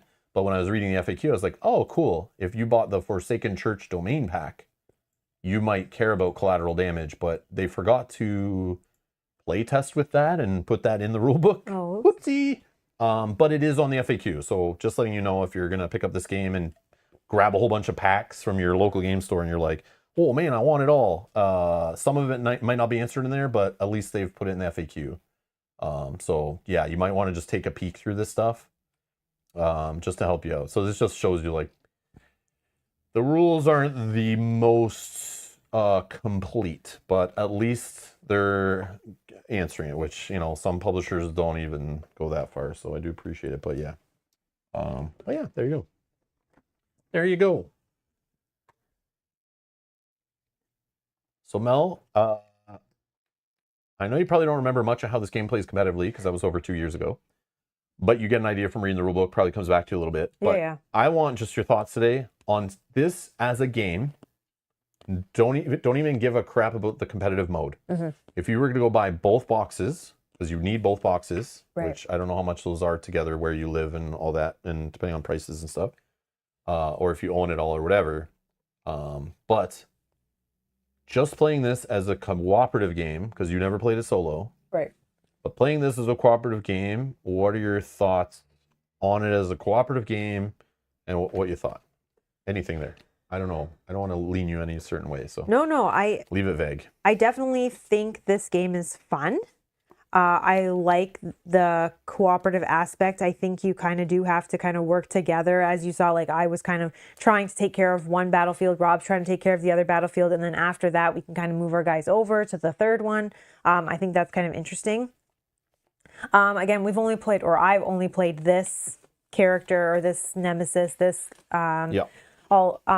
but after playing it a few times, the first time it did seem like it was a little bit more challenging. Then, you play it a little bit more, you learn your cards that you have in your deck, and you kind of learn what the enemies do. And then you're like, okay, now I could probably ratchet up the difficulty a little bit. Maybe I'll try a different nemesis, or I'll make it a little bit harder. And I like that idea of it. So you can buy this game, it's contained, and everybody always comes here and says about replayability on games, right? And I think this has it. Because the learning curve Yeah. is what you're describing basically, is like just putting your deck together and playing it the first time. You're going to make mistakes. You're not going to realize the combos. You don't realize what cards work together, or the combos that you have. But then as you keep playing. But again, if some people have owned this base game for a couple of years, at this point, was it 2019? You may have owned this for like 5 years, the base game. So you might be really good with understanding all the combos in that game. You might have expansions. This just gives you another way to play those against some of these guys. But they do give you higher difficulties and some much varied setups based on playing on higher difficulties that are more punishing, to challenge you still with the decks, But there is the learning curve, like Mel's saying, not just on the character side, but also learning the nemesis behaviors. Yes. And what's possible out of the archetype deck, and what the scenario is going to do on each round. Trying to time and prepare for that. Yeah. Yes, you are correct. That learning curve is part of the replayability of I agree. Even with the same setup. We played with this same setup, Mel learning the game with our same decks against the same AI, the same scenario and setup. And yeah, it is a little different, and we definitely got better each time we tried, because we could kind of like play around it. We should have probably put the difficulty up one step after our first couple plays, but we want to just kind of playing on stream too, we were trying to make sure we understood the rules and the flow to present a game for you on stream. Yeah. But just in case you're like, wow, they made that look easy. Yeah, we definitely had played it a couple times off stream to know it. And then it kind of brings up when we play in other games. I'm trying to think, but my brain is a little bit foggy because of medicine and stuff. Sure. But we played other games, right, where we play blind, and then you start learning the enemies that you're going to face, or the tactics that are going to happen. And then once you start to learn that, you can kind of play around them. So we knew, or I knew, not to play a guy that costs 5 or more in where he is. Attacks, right? Has 5 or more power. 5 or more power. Like I got messed up on. So we learned that after the first game, because it happens to you playing blind. You're like, oh, whoops, I shouldn't do that. So, you can, but you might lose it. It's a risk, Yeah. Like, do it on your like last action of the turn, so he's only drawing one card and maybe doesn't do it. Yeah, and hope that he doesn't. But yeah, don't slap down like a 5 attack guy on your first action, and we're drawing like 12 more actions, like 11 more actions of the turn. Right? Unless you're going to play him where he is not. Things like that. So you kind of like learn how your nemesis works, and you kind of play around that to your advantage. Absolutely. Yeah. Yeah, if you guys have any questions, let us know. But thanks again to Wise Wizard Games for providing us a review copy to play with for you guys on the channel. Much appreciated. But yeah, I already love Sorcerer, so like being able to play it cooperative or solo is awesome. But not every solo mode and cooperative mode that are tacked onto a competitive game or any game are created equal. Some suck. Like, for example, Scythe solo mode. Bad, very poorly designed. Some people have kind of fixed it and have ways of playing it with digital aids and stuff to make it better. Obviously, you can just play on the PC. It's probably the best way to do it. Play the digital app version of it. But that game, for example, is one, and there's some Euro games where they slap on like a very complex AI to make a game solo or cooperative, and it's like so tedious and fiddly. This game does have a lot to keep in mind and a lot of steps. But you can tell it's similar to how they design like Hero Realms. I feel it's similar to Hero Realms and Star Realms. Obviously a little more advanced because this game is more advanced than those. But it does flow, but it does take a little bit to stumble through it. And you will the first couple times miss a few steps, forget that the enemy does this, and oh, I forgot to, do their end of round this or start of round that. But it does take a little practice to get through it. And again, the reference sheets are lacking because they've altered them, obviously. Because the base game coming with the reference right on your player board was genius. I love it. Yeah. It's right in your face. Great. Great for teaching. Great for replaying it months later to just get back in the flow quickly. But Endbringer adds a whole bunch of new steps and rules, but gives you I don't know, it has reference on the enemy cards themselves, but the spawn phase and some of the additional steps in the ready phase and the end of round steps for scenario, like that stuff, I wish they just gave you a new player board overlay, or on the back of the rule book gave you reference, or some additional card references. They do give you additional card references for some of the nemesis and scenarios and archetypes and stuff. So there is some there, but it's just a little bit missing. So it took a little bit to learn. I had to create my own, but I don't know. A game that was an expansion that was in development for 4 years. I just expected a better rule book, less FAQ for it, and also better reference material. Because if you're playtesting it that whole 4 years, or it was delayed because shipping costs were so high or paper costs were so high that you didn't want to print it because of the cost, then somebody should have been playtesting in the meantime, and it really should have felt more polished, refined. But yeah, there's still a little bit of rough edges that I would expect if it came out a year after the base game, but it came out 5 years after the base game. So yeah, but doesn't mean it's not fun. No, it is fun. I love it. It plays great. It looks great. The cards, the quality, the art, the graphic design matches the base game perfect. Even though it came out 5 years later, sometimes it comes out and it's oh, they hired a different artist, or so you can see the card quality is different, or the colors are different. Something went wrong. But no, this feels like it was all printed in the same place. It all fits. So that's not a problem, which I've seen a few times happen. So Matthew, thank you for the super chat. Thank you, Matthew. No message attached. But he's got the animated pear guy blowing a kiss. Kisses. Thank you, Matthew. I know it's directed at me. I appreciate it, Matthew. Thank you. Hey, Sailor. Thank you, Matthew. But yeah, awesome.